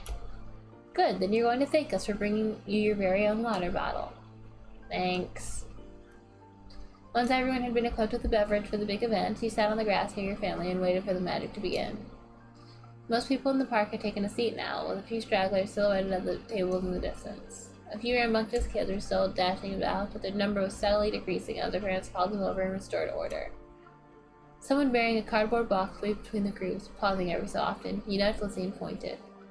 What are they doing? Looks like they're handing something out. I can't make out what it is. Sickle. I hope it's not drinks. Mommy chuckled, but Lizzie and Cove were now watching the bestower of mystery goods keenly. Are they coming to us too? Mom softly put her hand on top of your sister's shoulder as she feared Lizzie might bolt over to the stranger. Lizzie didn't even glance on her, eyes locked on the potential prize. I don't know. In that case. We'll have to wait and see. You were intrigued. You didn't care. Ouch. You're intrigued. Studying the man with the box closely as he gradually meandered nearer, you could make out that he was handing out small items to most of the groups he stopped at. It seemed too short to be water bottles, but beyond that it remained a mystery. Then the box man made his way to your group. Evening, I'm handing out dessert. Any takers? There's dessert? Lizzie, there's dessert? Lizzie squealed, hopping off the ground. The man chuckled. Oh, I'm gonna take that as a yes. Ice cream's on the menu, vanilla flavored with a twist of either chocolate or strawberry syrup. Nice. Nice. None for me though, thanks. Same, but the offer's appreciated. I want chocolate. Can I have strawberry? A strawberry for me too, please. Now you're gonna have to make a decision. Chocolate or strawberry? Chocolate. I hate strawberry. I am lactose intolerant, but I'm gonna eat it anyway. I'm gonna get chocolate. Reaching into the box, the man brought out the requested ice creams and tossed them out. It came packaged in a little plastic cup, complete with a wooden spoon stuck to the paper lid. The condensation wet your fingers in a pleasant way. Thank you. Thank you. Kids, are you going to thank the nice man too? There was a chorus of thanks. He cordially nodded and walked off to another group. The man couldn't spend much time with each group considering how many he had to get to. He peeled back the tab that covered the ice cream. I got right in here unexpected treat. Oh! Intriguing. It tasted amazing. Lizzie was definitely enjoying hers. Cove was too. Lizzie munched away happily, but ultimately didn't succeed in monopolizing her attention. Eyes wide, she looked at her mommy and pulled on her pants. I didn't have strawberry. Can I have some of yours, please? Of course. Of course, sweetie. Lizzie cooed with excitement as Mommy presented her with a dollop of ice cream and syrup mixture. Licking her lips, Lizzie lapped it up. Ugh. Mommy, come on now. Lizzie has all the ice cream she needs. She simply laughed and pinched Lizzie's cheek, then dug her spoon in again and held it out to you. I just can't resist. Nan, would you like some of mine? They've got a full cup of ice cream to eat already. That's not the same as getting a little extra for your mommy. No thanks. See, Nan knows how it is. Doesn't it hurt to ask? Cove watched the exchange silently with a blank expression. Mom, on the other hand, shook her head, a fond smile on her face. Well, you better at least give me some too. You could have gotten your own if you wanted ice cream. What? The kids have ice cream already and they're getting some of yours to boot, and I have nothing. Now is the time when you decide to be firm? Laughing, Mommy fed some ice cream to your sulking mom. She could never actually follow through with being tough. There. All better now? Yes. Good. How about you, Cliff? Would you like some? No, I'm still okay, but thanks for giving me a mine. Cove, it's only fair that you get the choice too. Cove shook his head firmly, concentrating on his own cup. Mommy smiled. Okay, as long as no one's feeling left out. You both had strawberry. Mommy was always being so nice to everyone. Then the first firework cut through the sky, whistling as it ascended until it hit its crescendo with an explosion. The park flashed as if alight. Squealing, Lizzie leapt to her feet, her forgotten ice cream tumbling to the ground as the firework crackled into tiny drops of glitter in the sky. It's starting! Everyone else looked up to the sky as another firework whizzed through the air. With each explosion, Lizzie would jump into the air. The event was thrilling. It was impossible to tear your eyes from the scene. The loud noise hurt your ears. You covered them with your hands. It was kind of neat. You shrugged back, hugging your knees to your chest. It was impossible to tear your eyes from the scene. Cove sat by his dad, captivated by the sky sparkles and flashes overhead. Mr. Holden watched the fireworks scene impassively. He did smile at you and even gave a thumbs up when he noticed you looking over.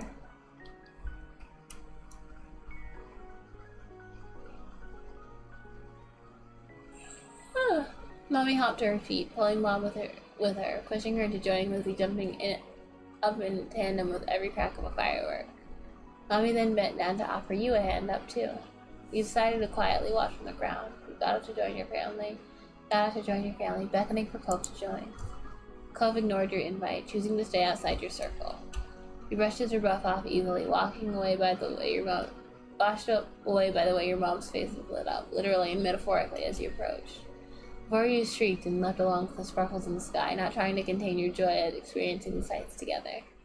Fireworks continued, some twisting like a coiled spring as they arched into the air, others shooting straight from the ground and shattering to a million tiny specks. Every color got its spotlight in the show, from fiery reds to eerie greens and blues that could rival the ocean.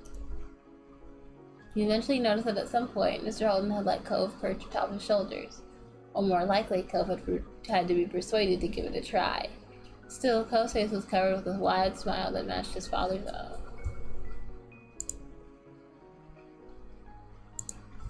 You imagine the view from way up there was pretty impressive. It was also nice that they were getting along for once.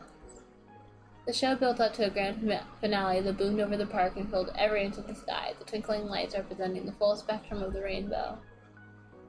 As the final glittering embers dissolved into the night, you released a deep breath. The after-image is still burned on your retina, sleeping up behind your eyelids with every blink.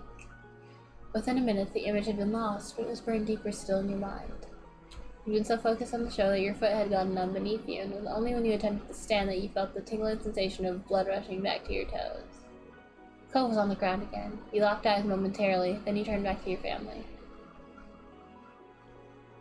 The news that Cove and his dad would be coming with you to the once-a-year event hadn't been great. Why? You can admit now that it hadn't been as bad as you feared, but it would take far more than not actively running one event for you to consider Cove a friend. Though the sun had gone down long ago, the air on your bare arms was warm. You took in your giddy family, their spirits buoyed by the firework display, and smiled. I thought I had a pretty good relationship with Cove. This had been a pretty special night. Okay.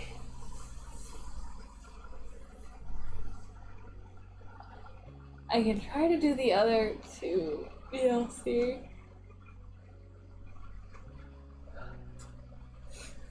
Man, that pill wore me out.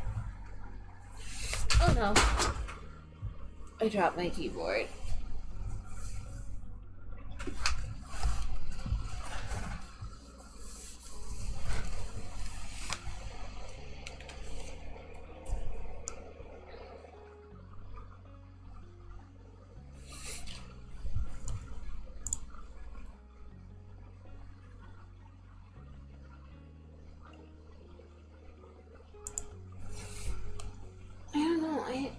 I want to do them.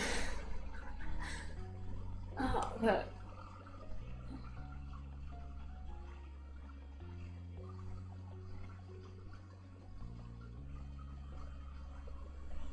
yeah, I want to do them. But God.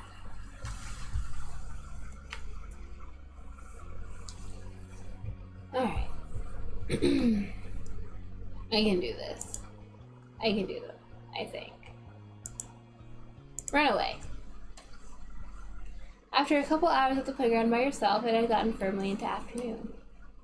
You were on the swing set with your feet buried in the sand when you spotted Lizzie in the distance. She was rushing over like something was on her tail, chasing her. You knew she'd be coming, but was she that excited to get to the park? Instead of nabbing the swing beside yours, Lizzie stopped in front of you. She bent over, balanced her hands on her knees, and panted. Did you hear? Hear what? Lizzie bounced back up, her eyes bone wide. You only saw her this worked out when she found a new hiding place in Mom's sugar stash. It's about Cove. Cove. Lizzie really brought him up herself, and never with this much urgency. What was this about?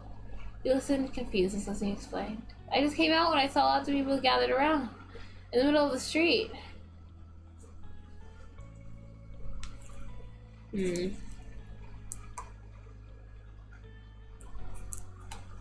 They were talking kind of quietly, so I don't think I was supposed to be here, but that just means it was important.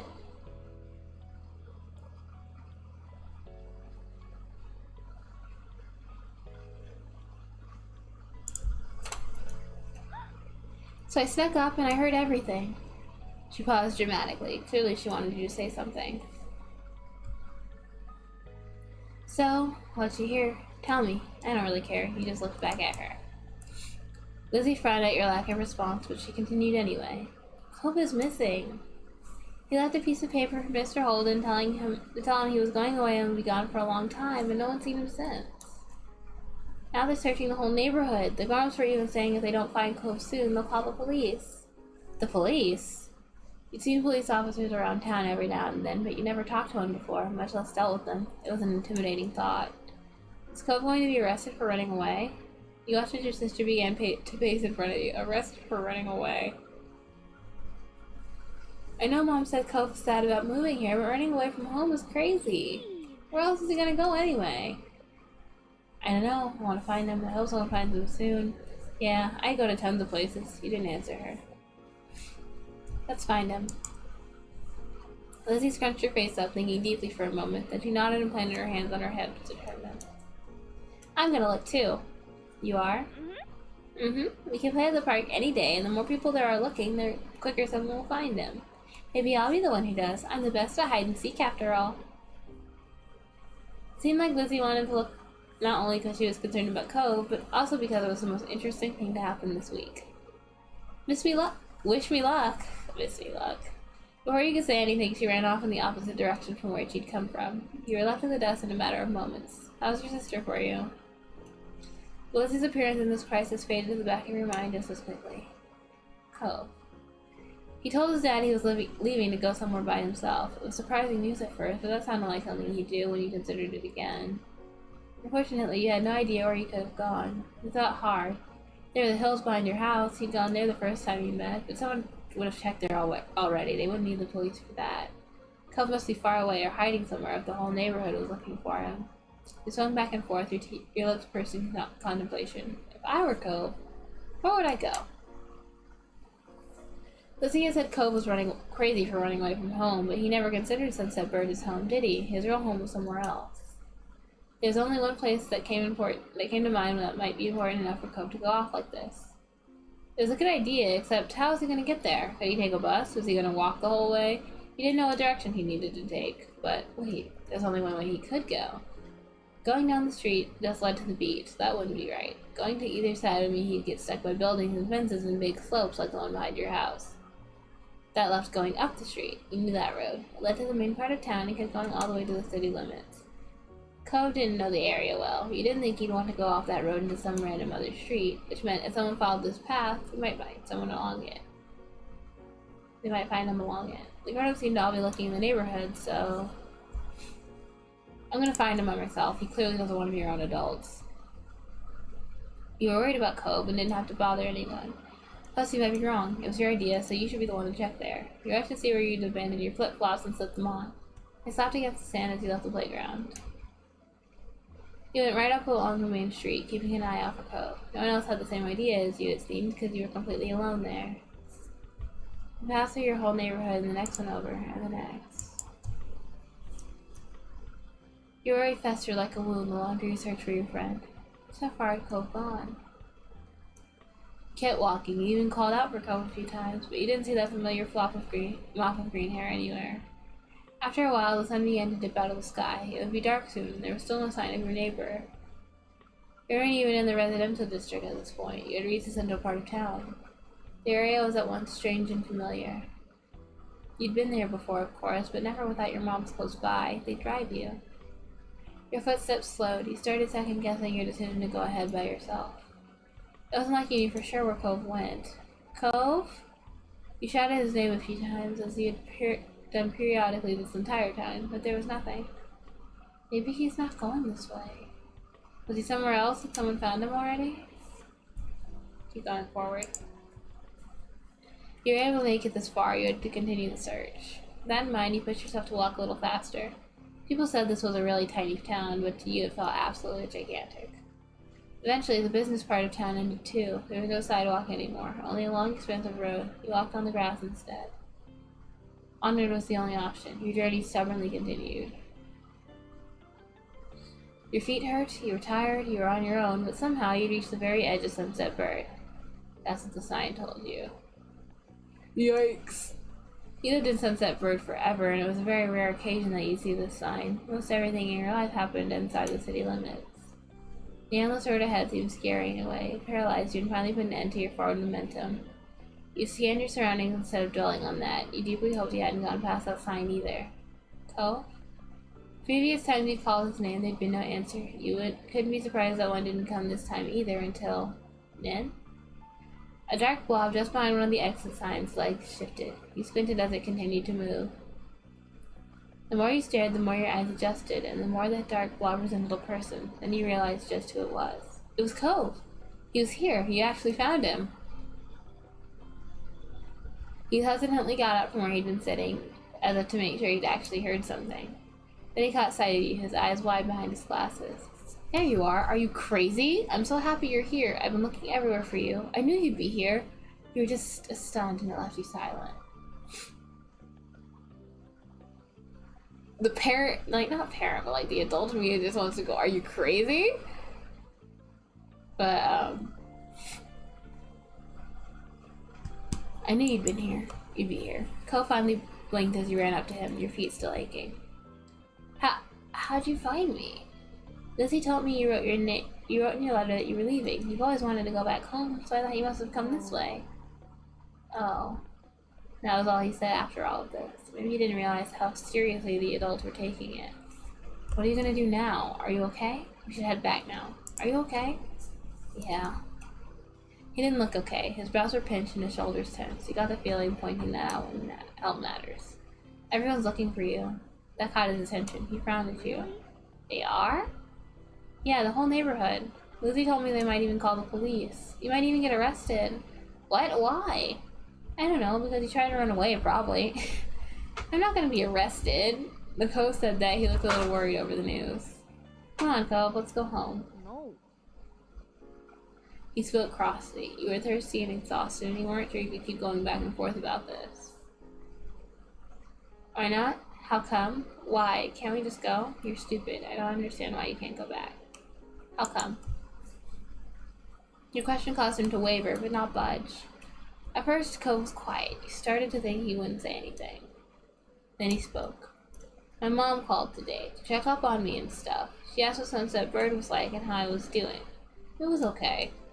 But when I asked if she'll come here, Mom said she couldn't. I can't go back either. Not right now. She has to move to somewhere else first. Ko glared at the ground. His voice cracked as he continued. I can't even see her anymore. He used his uncasted arm to rub both of his eyes. I'm gonna go by myself. I don't need anyone to take me. How are you gonna get to your mom's place? That's such a bad idea. This is all just too much and he started to cry. You know the directions to your own house? You're being selfish. It's always about what you want. You never think about anyone else. Ko glared harder at you than you'd ever seen before. You didn't have to come. You didn't have to do anything. Why should I have to not do what I want just because you don't like it? That isn't fair. I was only trying to help. You're horrible. It isn't just me. You're making everyone upset for yourself. You couldn't even reply to him after that. It isn't just me. You're making everyone upset for yourself. Ko seemed to regret yelling, even if he wasn't ready to stop completely. He quietly muttered a reply. I didn't ask him to do anything either. Then he shook his head like he was trying to clear it. When he spoke some more, it was mostly to himself. If I don't go see Mom, then she's... Fresh tears glistened in Ko's red-rimmed eyes. He stubbornly tried to blink them away, but they slipped down his cheeks. He waited for Ko to continue. Mom doesn't call that much, and I haven't seen her in so long. Ko hiccuped, wiping his face with the back of his arm. His glasses got shoved up awkwardly as a result. If I don't go, she'll be gone. She'll forget about me. She wouldn't do that. How do you know? She's your mom. She loves you. Your mom's always said that, so it must be true for Ko's mom, too. Ko sniffled. He seemed conflicted. I'm not sure if that's right. You're at a standstill. Everything will be okay if we just go home. We can't stay here forever and we can't go out there. We've got to go back. Then we'll stay there. Here, I'm not going to go back.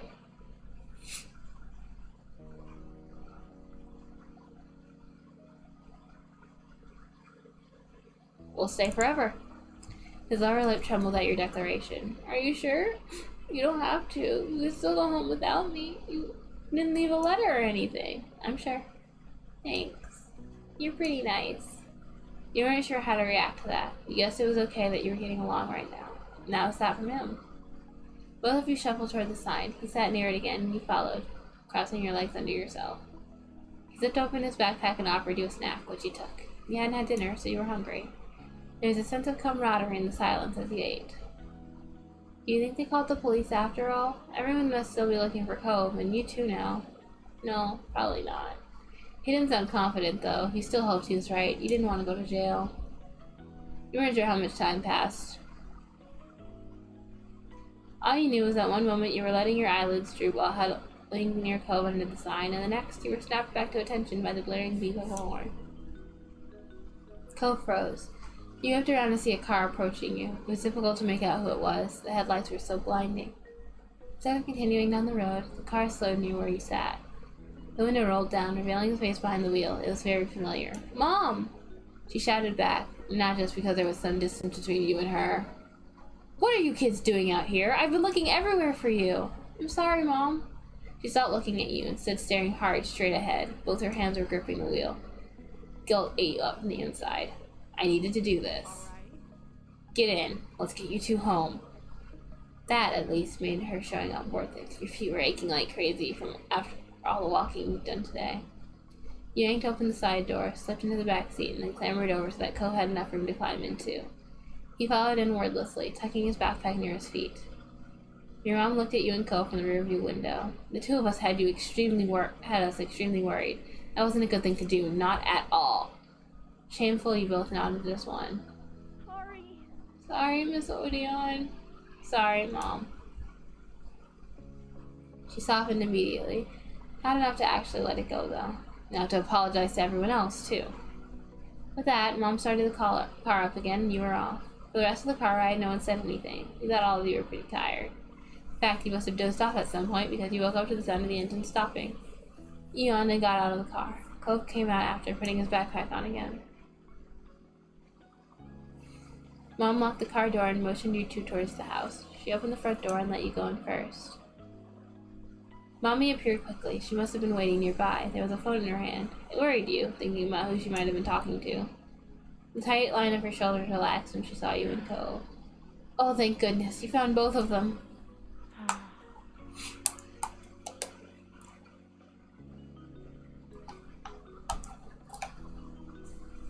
"Yes, I did. They're at the actual end of the town, right under the now leaving sign."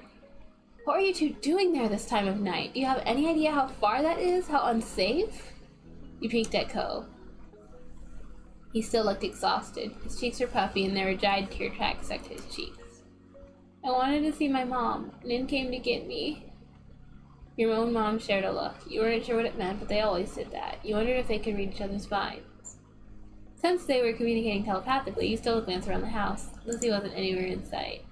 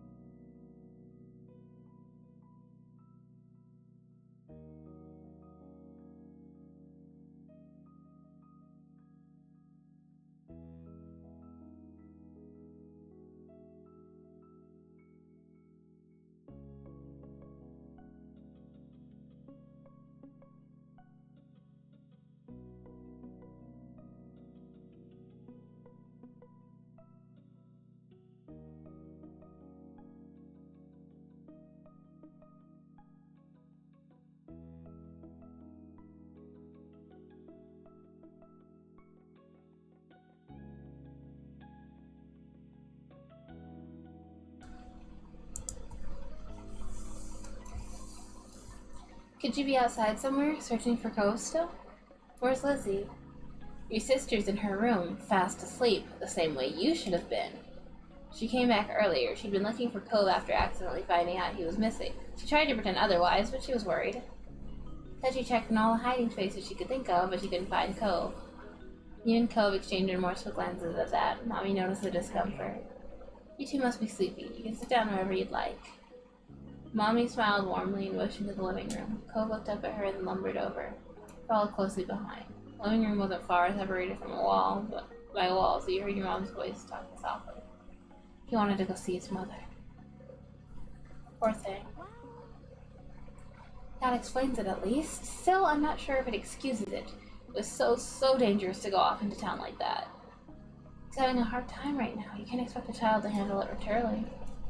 Sure, true, it can't be helped. But that's enough of that. We should tell Cliff and the others that he's here before the panic gets out of hand. There could be riots. I'll call, then I'll go to the front to tell everyone's still out there. You keep an eye on the kids. Make sure they don't get take any more chips today. Got it, huh? Cove just sat there on the couch, setting his backpack down beside him. He stared at his hands. I'm sorry, Nin. He faced him quietly. I didn't want to make you feel bad. I don't want to fight. And you won't do it again? I'm sorry, too. He took his apology wordlessly. You don't have to. It wasn't your fault. It's alright. Despite Cove's protest, you couldn't help it. It would have been too hard not to say sorry after a disagreement. But having apologized did make you feel much better. When it seemed silence would descend upon the two of you again, the front door opened. Your mom was back with Mr. Holden close behind her. He made a beeline for the couch, his gaze trained on his son. Cove, God, are you alright? Strands of his hair had fallen out of his ponytail. His eyes were darkened like he'd been crying too. Cove stared at his dad, his own eyes wide behind the frames of his glasses. He really hadn't expected it to be such a big deal. I'm okay. Good, that's good. I'm so glad to hear that. He clasped a hand on his son's shoulder, attempting a smile. The corner of his lips twitched and spasmed, as if they wanted to melt into a frown instead. Cove seemed to have that effect on him. Mr. Holden turned to you, still smiling weakly. I'm so happy you're alright too, Nin. And he looked at your mom's. Thank you for your help, as always. He laughed pitifully. Sorry. I'm very sorry for ruining your afternoon with this. I can't apologize enough. It was no trouble, but really. Couldn't be helped in a way. Something was bound to happen sometime. Besides, he wasn't the only one who decided it was a good idea to disappear today. Exactly, we're just happy the kids are safe and sound. Now, for the first time that day, you recalled your original meeting with Cove. Not for the first time. He'd run away then, too, only not as far as he had today. Cove must have had a similar thought because he mumbled an apology. Sorry, Dad. I won't leave anymore. I promise.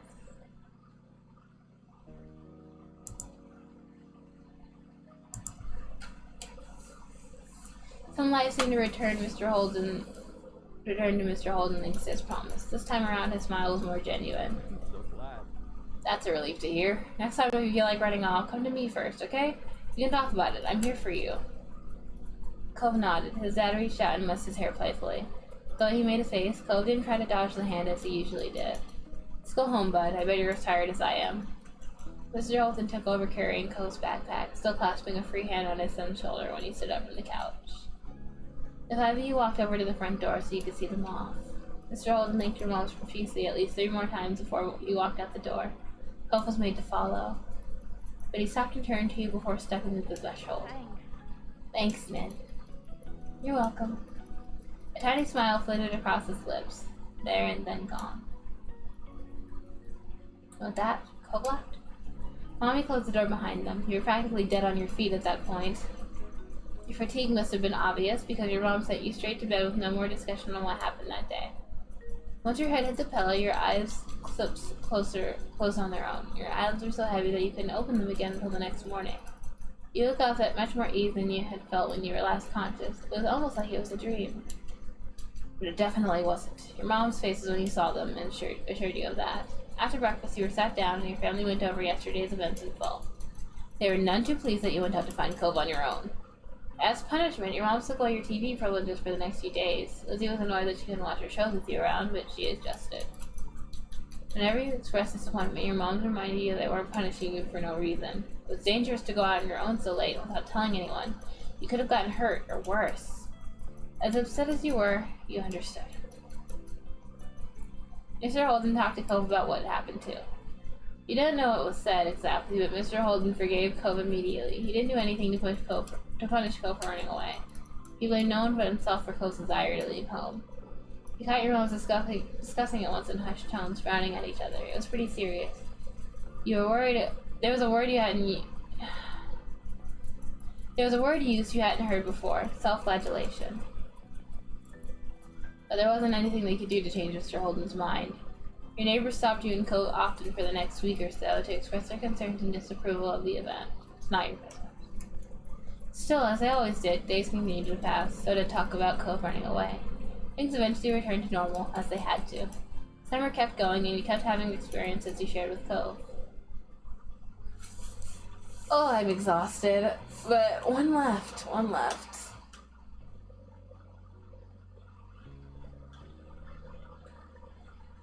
The thing about taking that Benadryl is that it didn't stop my allergies, it just made me tired. Ah.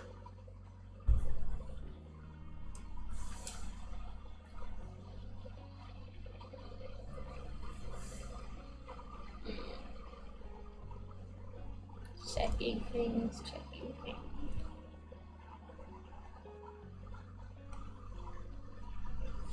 Alright, let's do this last one. Okay. Alright, kids, we're done with dinner. Come to the table.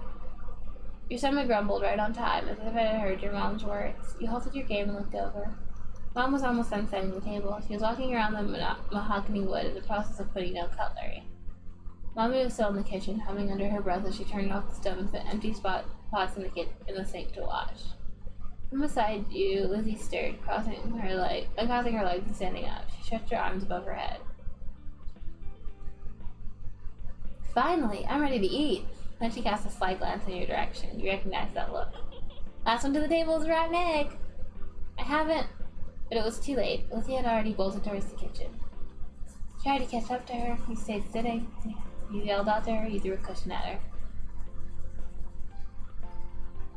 Let's throw a cushion. Grabbing one of the cushions from the sofa, you threw it half-heartedly towards her in hopes of slowing her down. It wasn't firm enough, however, and the cushion landed with a plop on the ground instead. It was a short distance to the kitchen table. Lizzie managed to get there easily enough, slapping a hand over the wood. Mom moved just before Lizzie could bump into her. With an exasperated sigh, she resumed her work. I win again! You didn't win because you were racing by yourself. Because you cheated. Okay, you win. You didn't bother trying to talk to her about that. You didn't win, you were racing by yourself. No, I told you we were both racing. You're just so slow.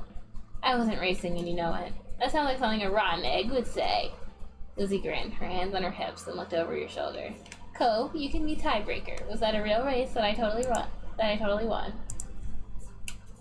You blinked. You'd almost forgotten about him. The fact that Cove preferred to keep to himself didn't help matters either. You spotted Cove still on the floor. His legs were crossed beneath him, the arm with the cast resting in his lap. He looked at the two of you with a slight frown.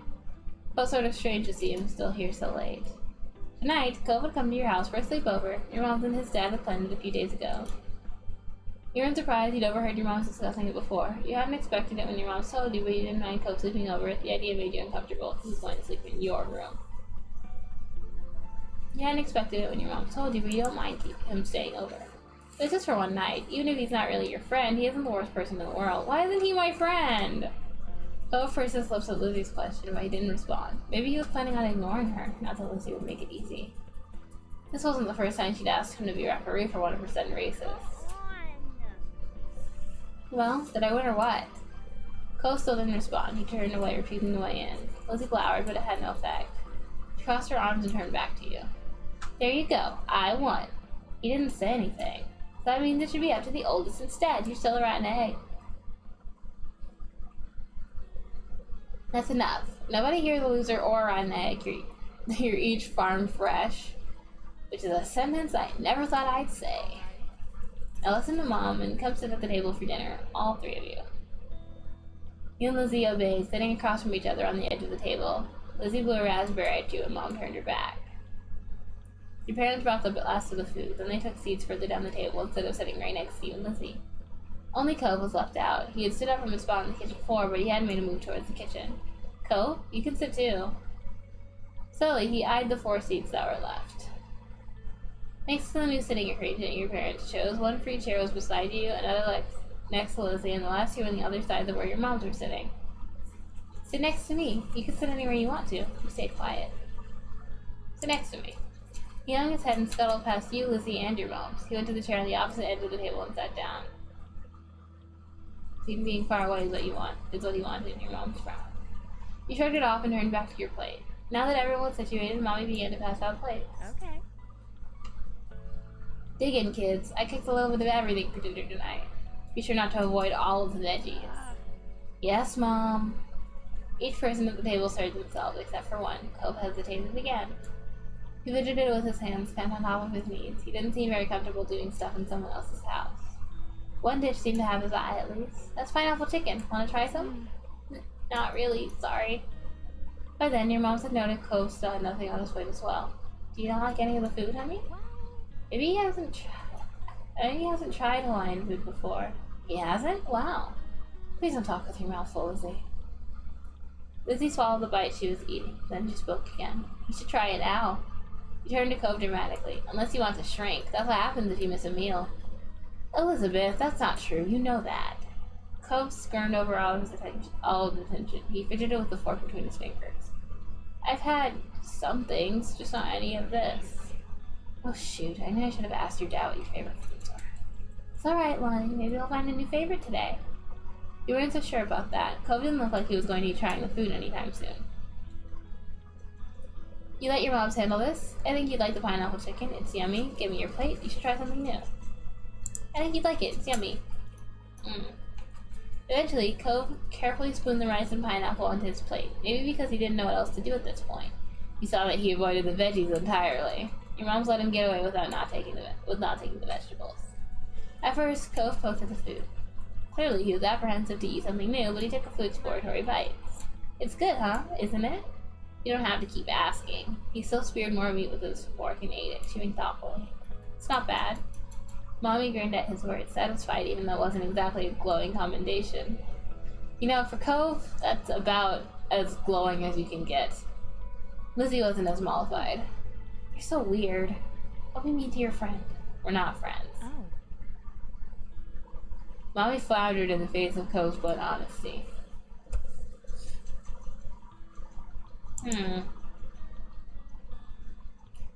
Why is everyone so resistant to being friends? It seemed strange your mom was taken aback by the news. When had they gotten along? You didn't consider yourself to be friends with him either. Yes, I do. As far as you were concerned, he was your neighbor and nothing else. No, he's not. Your mommy looked at Mom and only got a shrug. Elizabeth, don't call someone weird. There's no such thing as a weird person and a non-weird person. There's just different perspectives. It's not a nice thing to say to someone, anyone but Pam. Mommy tried to whisper exclusively to Mom. Her attempt to make it audible over the sounds of clinking silverware meant you caught the quiet words anyway. We're not friends, he said so. As parents, we can only try, and sometimes we fail. Not all kids will be thick as thieves. No less talking and more eating, kids. You need to clean up and start winding down for bed soon. But Mom! No buts. We talked about this. Your bedtime will be moved back in a few years. For now, you don't get to stay up late. Lizzie sulked, muttering under her breath about how it wasn't right. You laughed at your mom's phrasing. You groaned about it as well. You stayed quiet and finished your meal.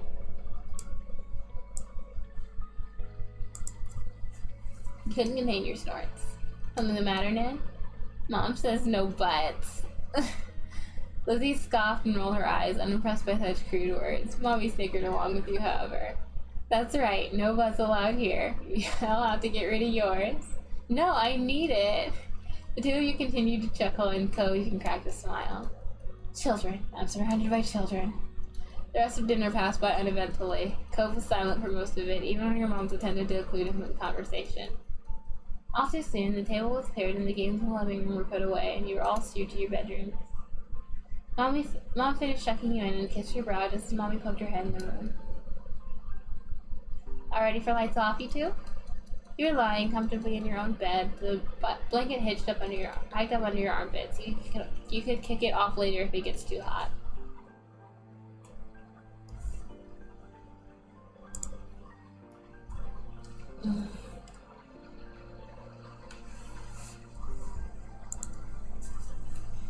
Mama set up the sleeping bag on the floor for Cove just beside your bed. He'd already wiggled inside.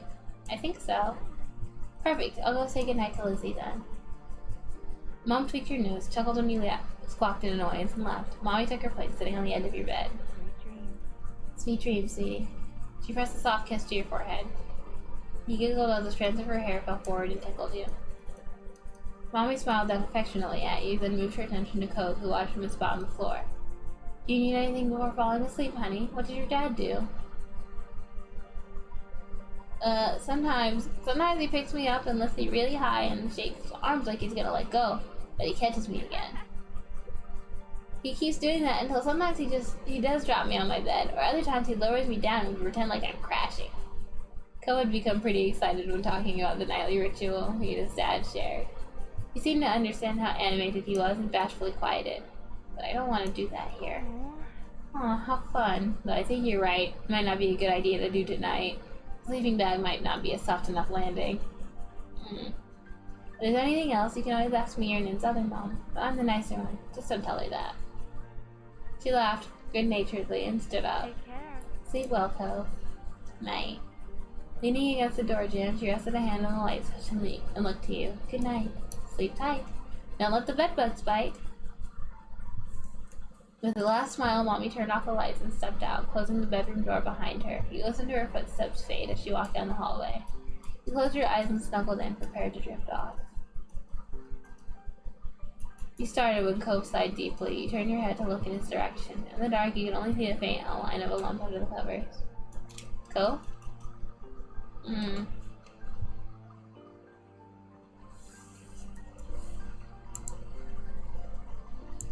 What's down? What was that? Could you be less loud? Could you be quieter? Stop that. What was that? Nothing. I can't sleep. Why not? He shifted, or at least he thought he did. You couldn't see anything since your eyes were still adjusting to the dark, but you heard his sleeping bag rustle. I want to be in my bed. Oh. Ko sat up. Your eyes had gotten used to the low light level, so you could see him better. He got out of the sleeping bag, waddled towards your side table, and pulled open the top drawer. What is it? I'm getting my glasses. You sat up too, watching as he reached inside. He paused for a second and pulled his hand out. Instead of his glasses, though, he was holding a book. Cove turned it around in his hands, trying to figure out the proper orientation for it. You knew even without reading the title which one it was. That was one your moms would read to you. It was special. Be careful, that's mine. I thought you were looking for your glasses. What are you doing with that? I thought you were looking for your glasses. I was, and I felt this. It looks cool. The compliment he awarded your special book had you grinning your confusion forgotten. It is really cool. Oh yeah? What's it about? It's a story about a squire who wants to become a knight, and there's this magic. Does it have mermaids? No, but of the main character, because the squire is really brave and funny. He has cool pictures. Some of them even take up the whole page. Mommy reads it to me. She uses different voices for every character. There's a dragon in it, and crazy things happen. It's cool pictures. There's this one where the squire and the dragon meet. They're fighting until the poses are awesome and the dragon's breathing fire. You only realize afterward that you spoke more strongly than you meant to. Your cheeks burned. This must have been how Ko felt earlier. Thankfully, Ko didn't seem annoyed. In fact, if you didn't know any better, you'd seem to like the explanation. Usually, Ko sported a disinterested expression on his face or a sad one. You can probably count the number of times you'd seen him smile on one hand. Right now, though, he looked excited as he flipped the book over and focused on the backside to try learning more. You're reminded of the hours you'd... Oh, why? You'd spent hearing the tales. No matter how many times you read it or had it read to you, you were still entertained by the story and pictures within. You glanced out the window. The moon was high in the sky. It was definitely the time when you were supposed to be asleep. You didn't keep staying up. Let's read the book with Cove. Side note of Benton padded over to your side table. You opened it and rummaged around, putting aside stuffed toys and crayons. Cove called out to you in a confused whisper. What are you doing? Getting something we need. You let out a quiet victory when you found what you were looking for. You jumped back onto the bed before any hidden boogeyman could catch you unaware. Cole continued to watch as you wiggled your way beneath the blanket you discarded earlier. You pulled it over your head. What's... You have to come here. Bring the book too. Oh, this is so cute. After a minute, the bed dipped as Cove got on it, then the blanket shifted. You fiddled with the flashlight in your grip, feeling for the switch. With a click, a small space flooded with bright light. Cove sputtered, pulled her hand up to shield himself from the beam. Move it somewhere else. Sorry. You hurriedly tilted the flashlight so it was shining down at the floor of your blanket cave and away from Cove's sensitive eyes. Now we can read, and my mom's won't know.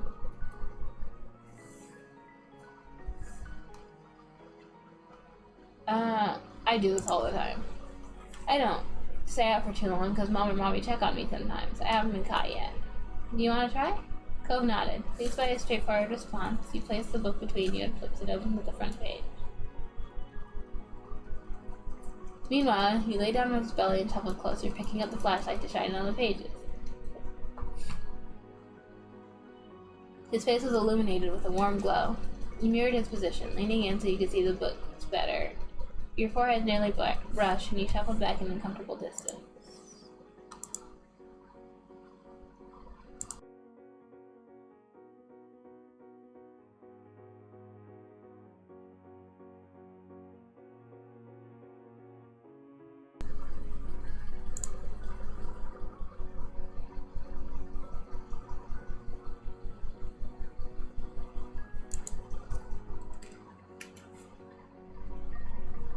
You wanted the story to be narrated. You thought it would be best to take turns reading the book silently. You flipped through the pages to show Cove full pictures.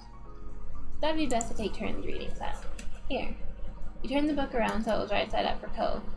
You can read a page, then I'll read it, and we keep switching like that. He nodded with a bit of hesitance. Cove tugged the book closer towards him. Then he began to read. You saw his mouth form the words as he whispered them under his breath, inaudible to you. After some time, he was finished reading the first page. He took a few moments to admire the picture covering half the page and slipped the book back to you. Your turn. You continued this way until you were a quarter of the way into the tale. The next time it was Cove's turn, he yawned, resting your chin atop your crossed arms. Idly, you studied Cove. His eyes were following the text, a small smile lighting up his features. A lock of his hair fell into his field of vision, but he gave it no notice. He was lost in the story. Your eyelids started to droop. When your eyes opened again, your bedroom was pitch black and silent. Your head was smushed in your pillow, your pajamas were sticking to you, and your mouth was dry. You fell asleep with your mouth open. Slowly, you raised yourself onto your elbows. You yawned, the back of your throat twinging as you did so. You rolled onto your side to sit up in bed, planning on getting water from the kitchen when you saw a dark shape towering above you. You froze. Then you remembered you weren't alone in your room tonight. Cove, is that you? Yeah. Yeah. You shifted and felt something cylindrical press against your thigh. You fumbled for it. The familiar weight of the flashlight pressed into your palm. You turned it on. Cove blinked at you, looking exhausted. He was in his normal clothes again, shoes and everything. His pajama plants were left on the floor, abandoned. His sleeping bag was in a similar state. What is it? I can't sleep. I keep waking up. Did you have a bad dream?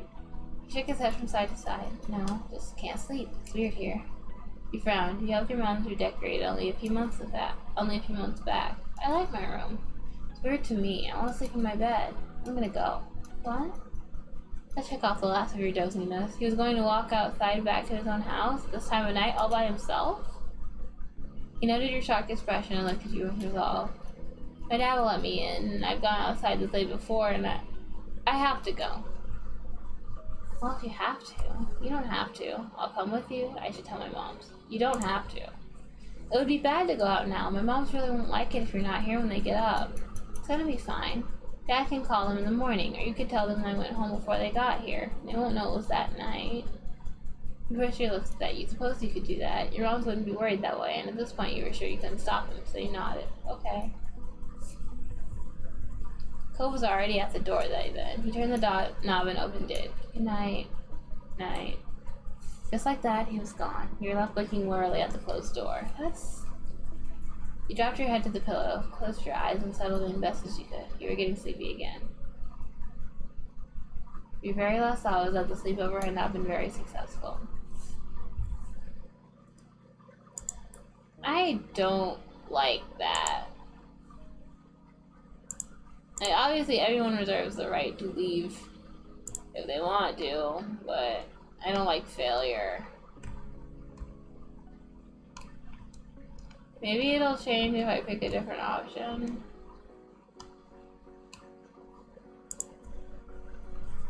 You loved it when Mommy read to you. Why not read as loud as you dared this time of night? But you felt a little embarrassed. Your excitement over introducing another person to the special story went out. You didn't even need to study the page for long. It was once a squire who dreamed of knighthood. All they wanted was to do good. Cove was taken aback when you began to recite the words by heart. You even pronounced the word knighthood properly, a word which had given you grief in the past. His reaction encouraged you to keep going. Soon you got to an exciting part, the squire and the dragon's first meeting.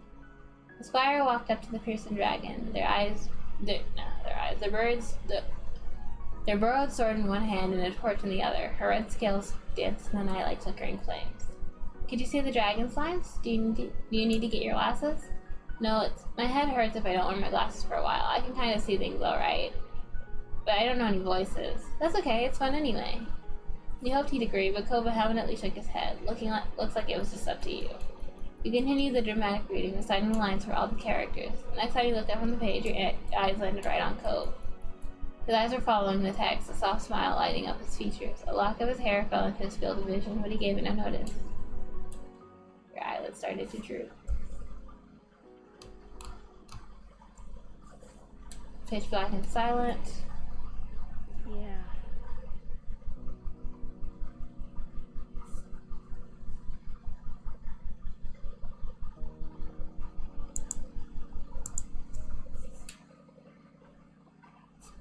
I do like that better, but I don't like... I'll come with you. I can do it by myself. His tone was firm, leaving no room for argument. Not that there was time for any. He began making his way to the bedroom door before you could even open your mouth to respond. Really, he was in a hurry to get out of here.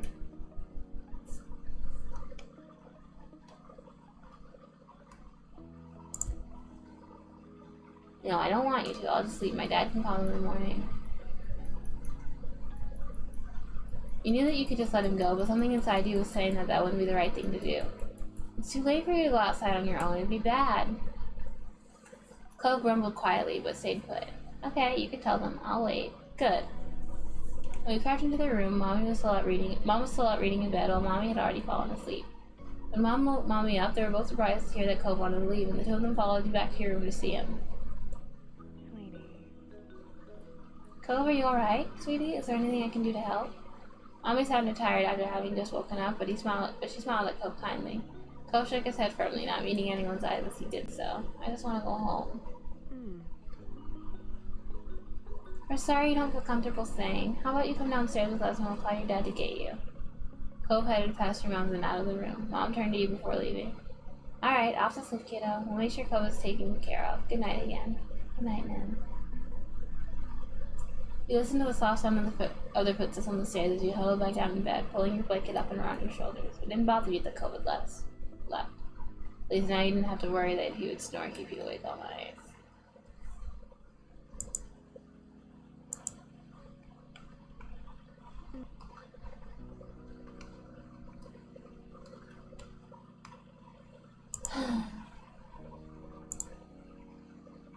Nin, wake up. It's time to get up and at 'em.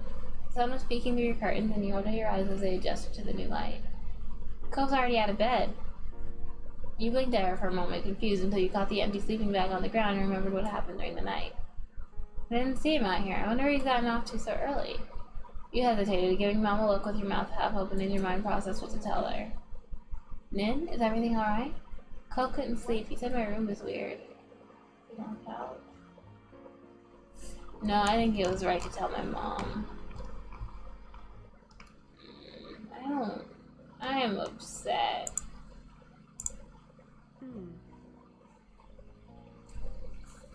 Mom sat on the bed next to you. You blinked for a moment, confused. Mr. Holden came over to pick Cove up and take him home. You should have seen his hair when he turned up half asleep. It was even messier than Mommy's in the morning. She chuckled at the thought, and you could tell she was trying to make you feel better about the whole situation, so you smiled back at her. Thank you for letting us know when Cove wasn't feeling good, and that was a nice thing to do. You nodded in agreement, and Mom went on to say that maybe once Cove started to feel more comfortable that he could try and sleep over again sometime. You shrugged the idea off, not particularly caring if that happened anytime soon or not. You could have told your parents that they shouldn't have tried to do this in the first place. Of course, it wouldn't end well. The next time you saw Cove and Mr. Holden, they both apologized for Cove having left so suddenly. You assured them that it was okay. In the end, the two of you and your parents were eventually able to move past the ill-fated sleepover. It had all been a learning experience, according to the adults. You could accept that. There were definitely things you learned from it. Alright. We're gonna have to move to the next step now. I'll never get tired of that view. You sit beside your moms and Lizzie as the four of you watch the sun dip into the ocean somewhere far away. You like to imagine it cooling off in the water, resting itself before getting ready to shine brightly again tomorrow. That was a fun day. I didn't know they had magicians in the shopping street now. Neither did I. Oh no, we're so dull. Let's get out more. He didn't do real magic, Mom. How'd you figure that one out? Because I know that's not what real magic looks like. Oh, Lizzie dear, there's all kinds of magic in the world.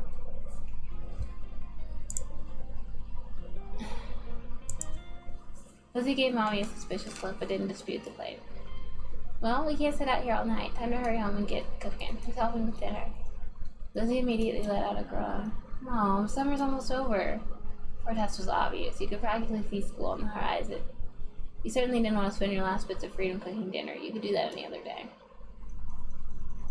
Please, have you played just a little longer? We have to keep playing before it's too late. It is almost over. Put on your best puppy dog eyes. Lizzie might not want to, but you plan on going home.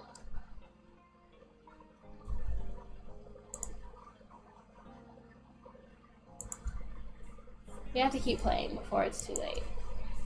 Mom raised her brow, the corner of her mouth lifting before she pursed her lips. You make it sound like it's the end of the world.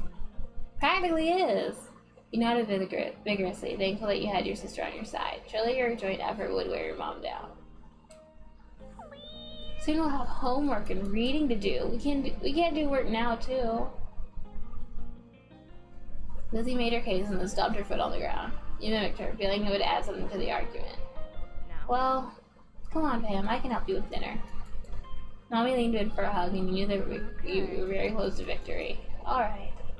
But as soon as dinner's ready, you lot are coming inside. Understood? Yes, Mom. Yes, Mom.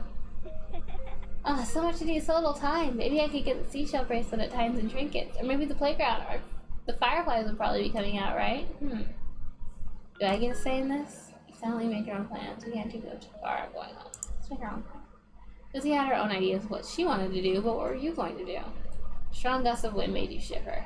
Lizzie huffed as she wrapped her arms around herself. Doesn't the wind know summer is not over yet? That's all Lizzie said before abruptly turning on her heel and heading off in the direction your mother's had gone.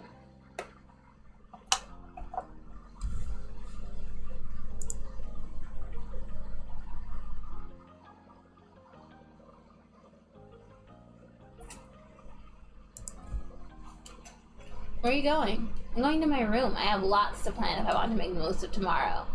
She left this over, looking off towards the water again. Lizzie didn't wait, and before long she was disappearing down the road. You stayed outside. You watched Lizzie run off, twisting your lips as you considered what to do. In the end, the pretty sky and the soothing sound of the waves won out. You strayed off the path, grinning at the field, the sand quickly filling in the empty space in your flip-flops. This was fun for a while, but you grew bored eventually. How else could you enjoy the remainder of your time at the beach? You looked for seashells, you drew in the wet sand, you roamed around. Let's look for seashells. You walked to the shoreline, peering at any debris that washed up. Most of it was just seaweed, rocks, and trash, though now and then you spotted a seashell. You picked out the ones that stood out to you until you had a nice little collection. It was a great evening, but soon enough you had your fill and were ready to join the rest of your family back home. Not too much further down, you spotted a familiar green head of hair moseying along the shore. You kept going, you wanted to see what Cove was up to. Curious, you strayed off your path and walked over to him. Cove knelt down, picking up something he quickly identified as a smooth rock. He reared his arms back, then tossed it out into the water. You're impressed at how far he got it to go. It sailed out into sea. It was a good toss. That was pretty neat. It wasn't long though. He didn't care to try for that. The rock sunk kind of like a rock and fell back down almost right after he tossed it.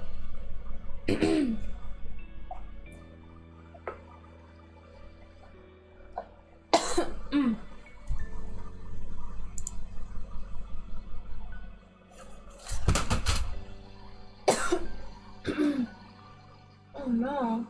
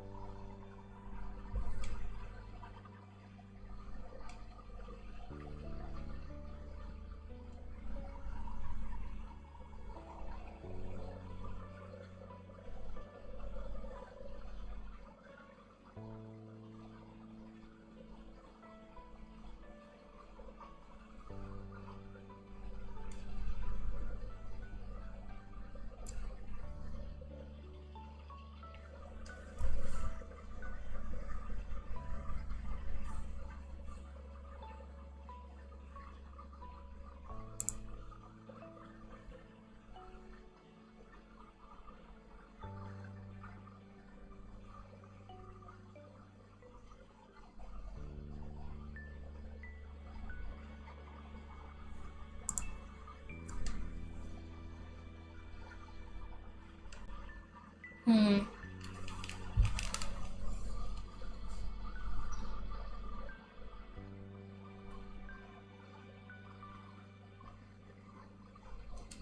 Alright, there we go.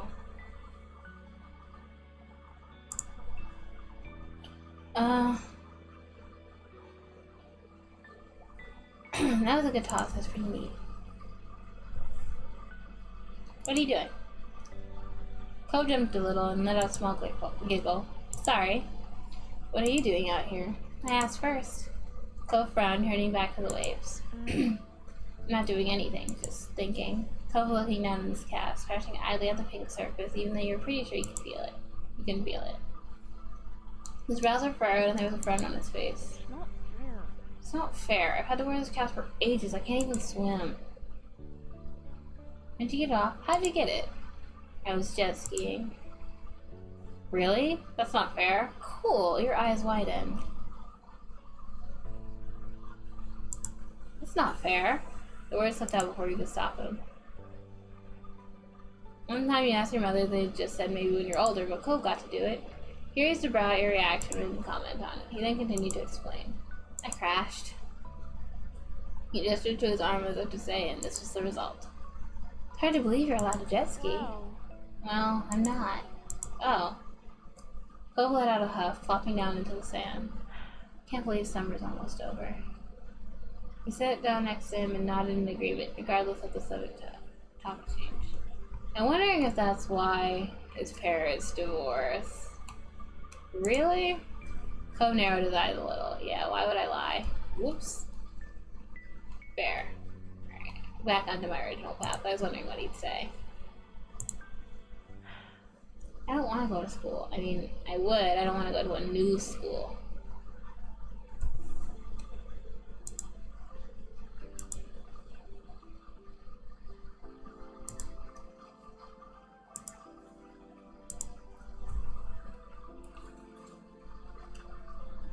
I think it'll be the same school as you and Lizzie. My dad said something about that. Why don't you want to go? It's nice as far as schools go. I've only ever been to one school, but you were sure that his old school couldn't have been that much better. Then again, he did have to make new friends and meet new teachers. It could be kind of scary. Cove shook his head, then wrapped his good arm around his knees as he drew him to his chest. You heard a sniffling sound, and when he took a good look at his face, you realized that his eyes were wet. I want to go home. You weren't sure what to do. Felt weird to just leave him here crying, but what could you say that would help? You frowned a little, starting to stand. Okay, well, bye then. Cove gave his head a small shake. No, I want to go back home. Right, Cove wanted to go back to his old home, the one that sat waiting someplace far away from here, the one he'd bring up whenever he felt this sad.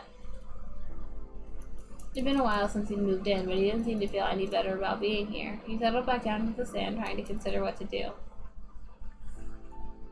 Do you hate it here? This can be your home. It'll be alright. This can be your home. It's a really nice home if you give it a chance. Cove didn't respond to that. He just tightened his arm around his knees, resting his chin on them. You're not going to leave, right? You'll still be around? The question was a little surprising. Of course. Your parents would have mentioned if you were going to move or something, right? After a second, Cove gave a little nod. Once I get my cast off, we could go swimming. You were fine with him changing the subject again. Okay. You had to say swimming did sound fun, even if it was already getting chilly out. Cove smiled and looked back at the waves. My dad keeps saying I'll get used to everything, eventually. That I'd feel better then. It used to make me angry. I didn't want to get used to everything. He spared a glance over at Cove and see the anger slipped off his face in favor of something almost puzzled. But maybe that would be okay after all, as long as I really do feel better. I can't see it. The two of you sat quietly, just taking in the sounds of the waves. Lost in thought, you startled a bit when you heard a faint, familiar sound, the sound of your mom shouting your name. You looked over your shoulder, realizing it was probably time for dinner. Had you guys really been sitting out here that long? You stood and dusted the sand off of yourself. My mom's calling. It's time for dinner. You should come. Cove looked at you, expression screaming reluctance, yet ultimately, okay. When you smiled, Cove returned with one of his own. But the two of you couldn't stay there in your own little world any longer. You were being called forward. So the both of you ran off toward your house, leaving the waves and summer behind. Alright, that was the first step. Or first phase, I guess. In between.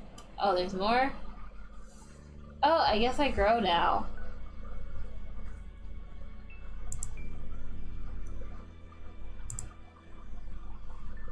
Sure.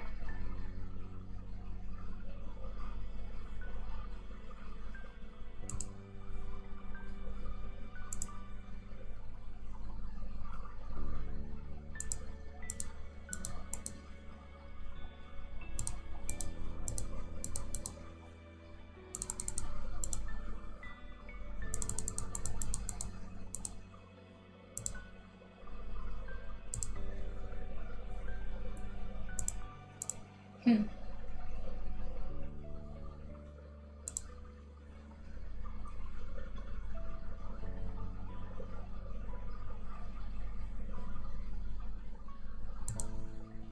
This is how my character grows, I guess. Still nervous and oh, okay, I can raise. Okay.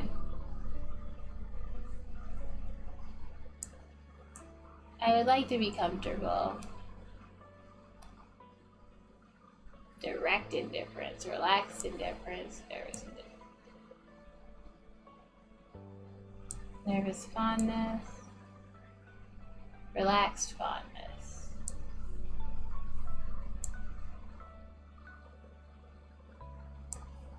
Alright. Next time we begin, we should be beginning step 2 at relaxed fondness. Oh my gosh, cove. So this is a cove we've created, huh?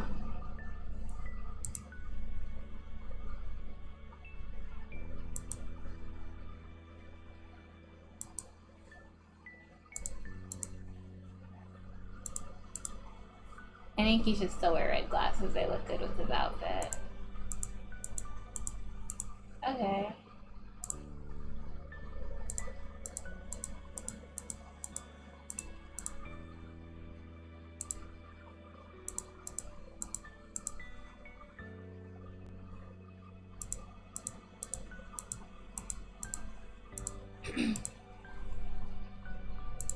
Awesome.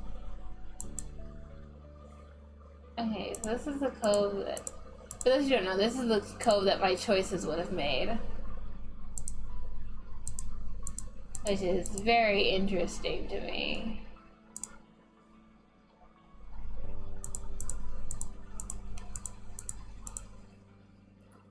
For the most part, I'm pretty happy with that.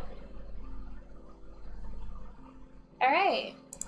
So for now, we're going to save. And we will start back up here again next time, next week, Sunday. Thank